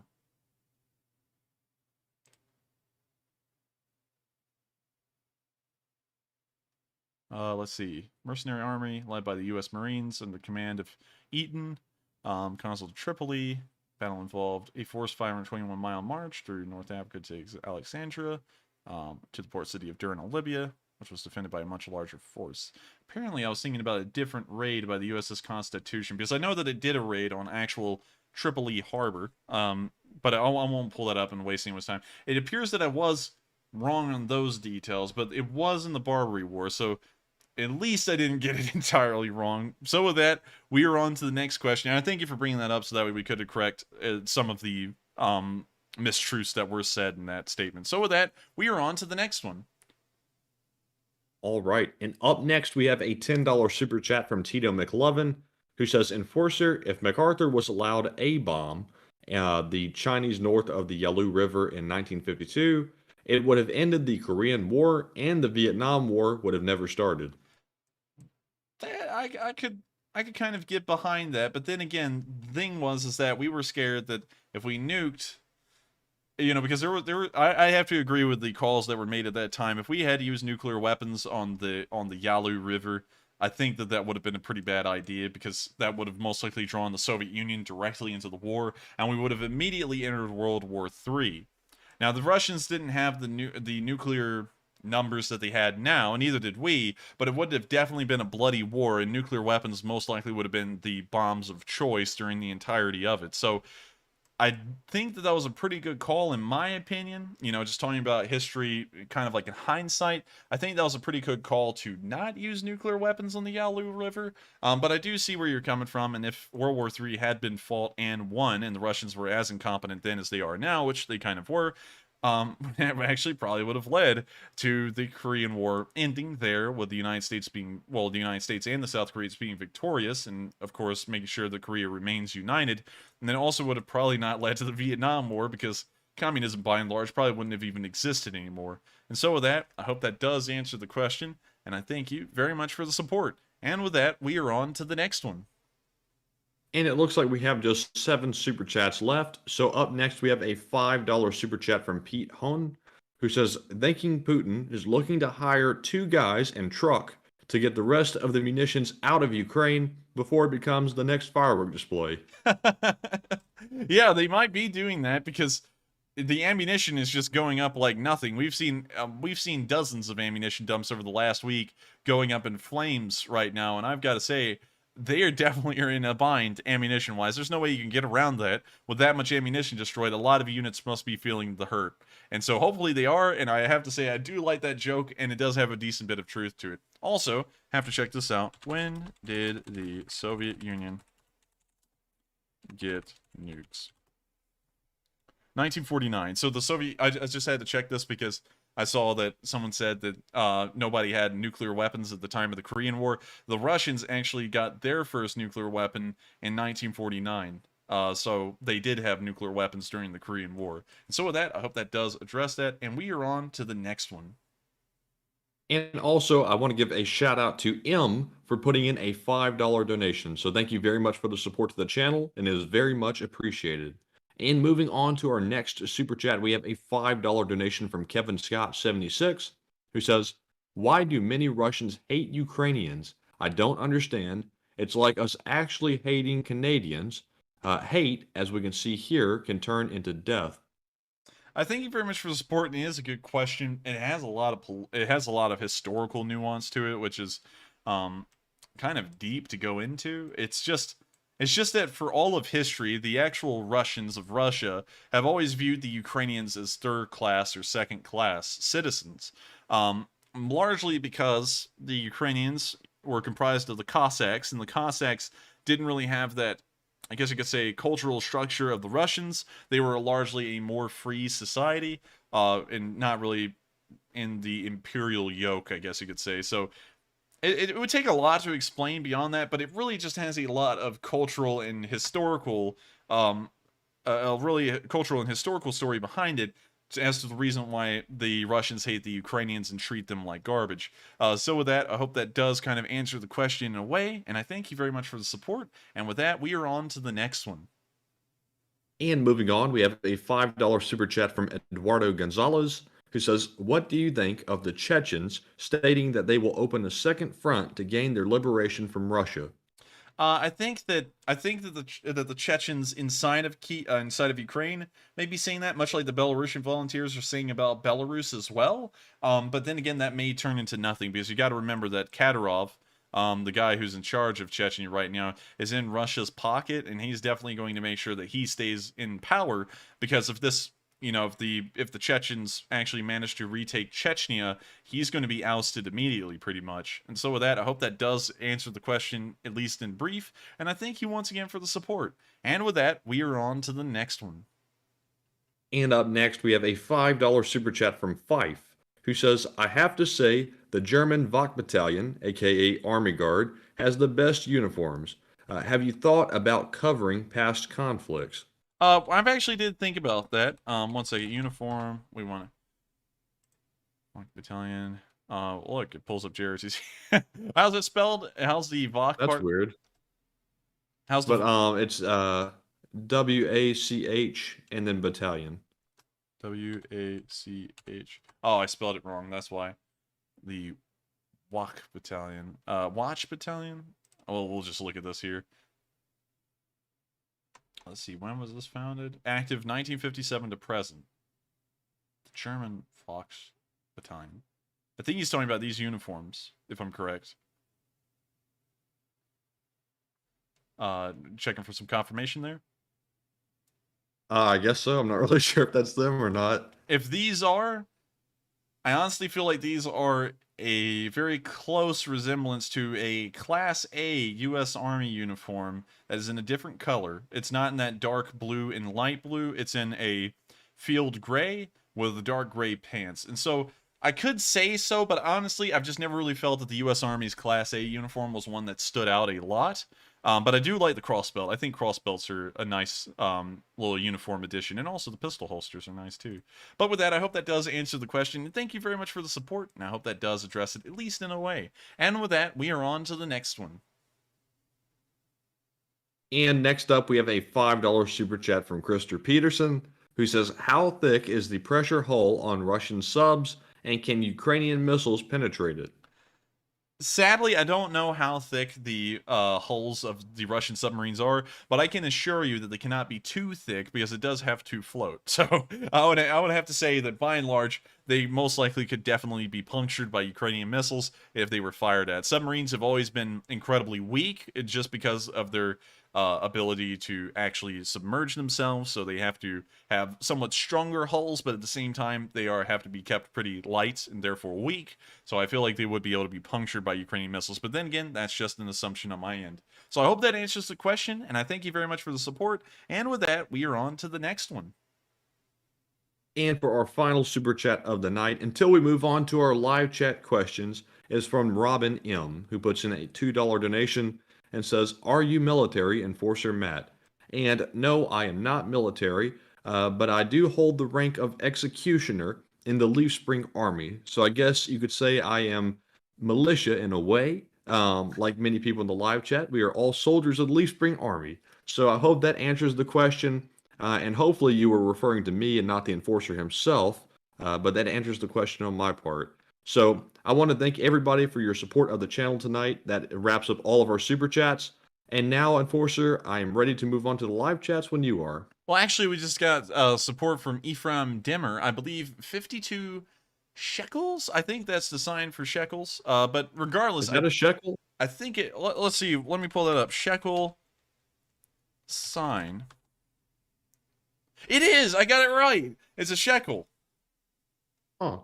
And so with that, I thank you so much for the support. Thank you for the 52 shekels. That's actually a really interesting currency name. I kind of find it a little funny sounding, but I thank you so much for the support. And it is actually cool to see that we have some Israeli viewers on. That's, I think, the first one we've ever seen.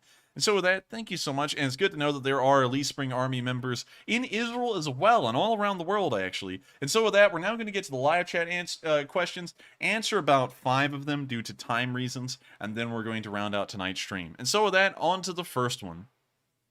So up first, we have a question from Livonia Livin, who says, Enforcer, do you think that the Sea Rams will eventually be sent to Ukraine? Sea Rams. Let me make sure I got those. And those right. are the guns that automatically fire at targets. Oh yeah, the incoming. Yeah, I think I. Yes. Yeah, it look pretty effective to me, but I'm sure they probably break down quite often, like most equipment. They seem fairly effective. They're usually used to protect destroyers and air bases. So, yes, I feel really ships and air bases. But yes, I feel like they would be pretty effective. But they are short range. Like when I say short range, they only have an effective range of about a couple of miles. So I do think that they could be sent over, but at the same time, I think that there are definitely more effective systems out there for the kind of problem Ukraine is facing, which is a purely ballistic missile and cruise missile problem deeper within the country. And so with that, I hope that does answer the question, and we are on to the next one. And up next, we have a question from Charles Brown, who says, how will the Ukrainians deal with the Iranian drones? If Russia actually gets them from Iran, will Ukraine be able to neutralize them?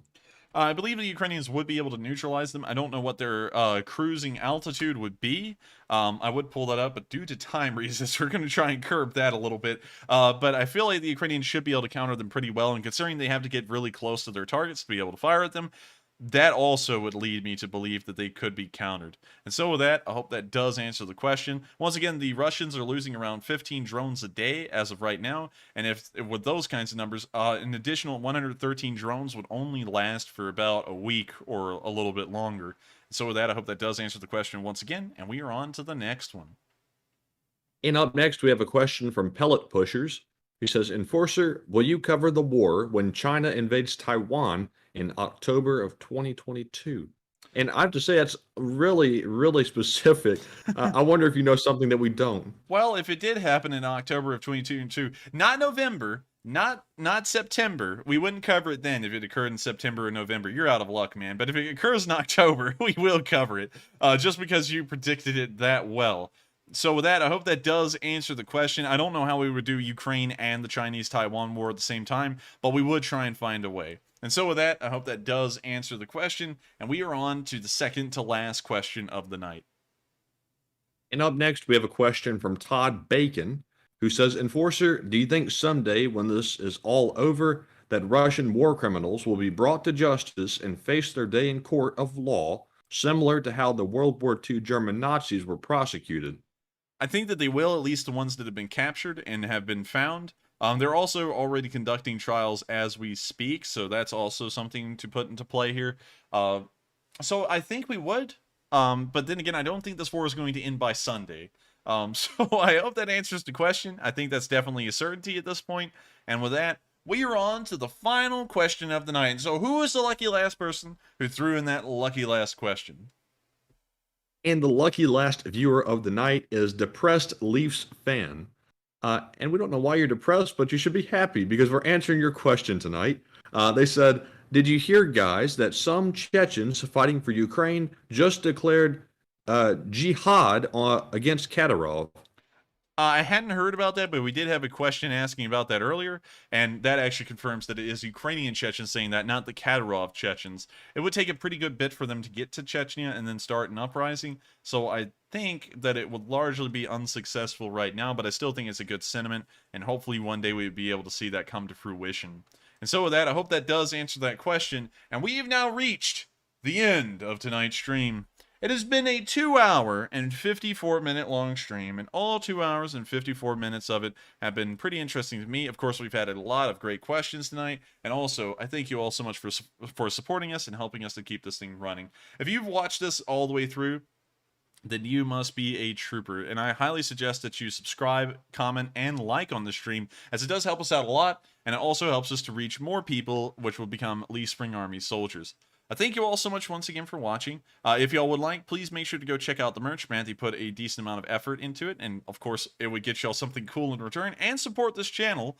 So make sure to go check that out, and I thank you all so much once again for watching. And it is at enforcerstore.com. Yeah, I forgot to say that. It's a link in the description below. It says get some merch to support the channel. Just click on that link and it'll take you right there.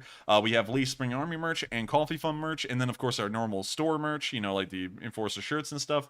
But I thank you all so much for watching once again. I hope y'all have a great night. Take care, and I'll see you all tomorrow at 10 p.m. Eastern Time to cover day 148 of the war in Ukraine. Thank you all again, and I'll see you then. Good night, and take care.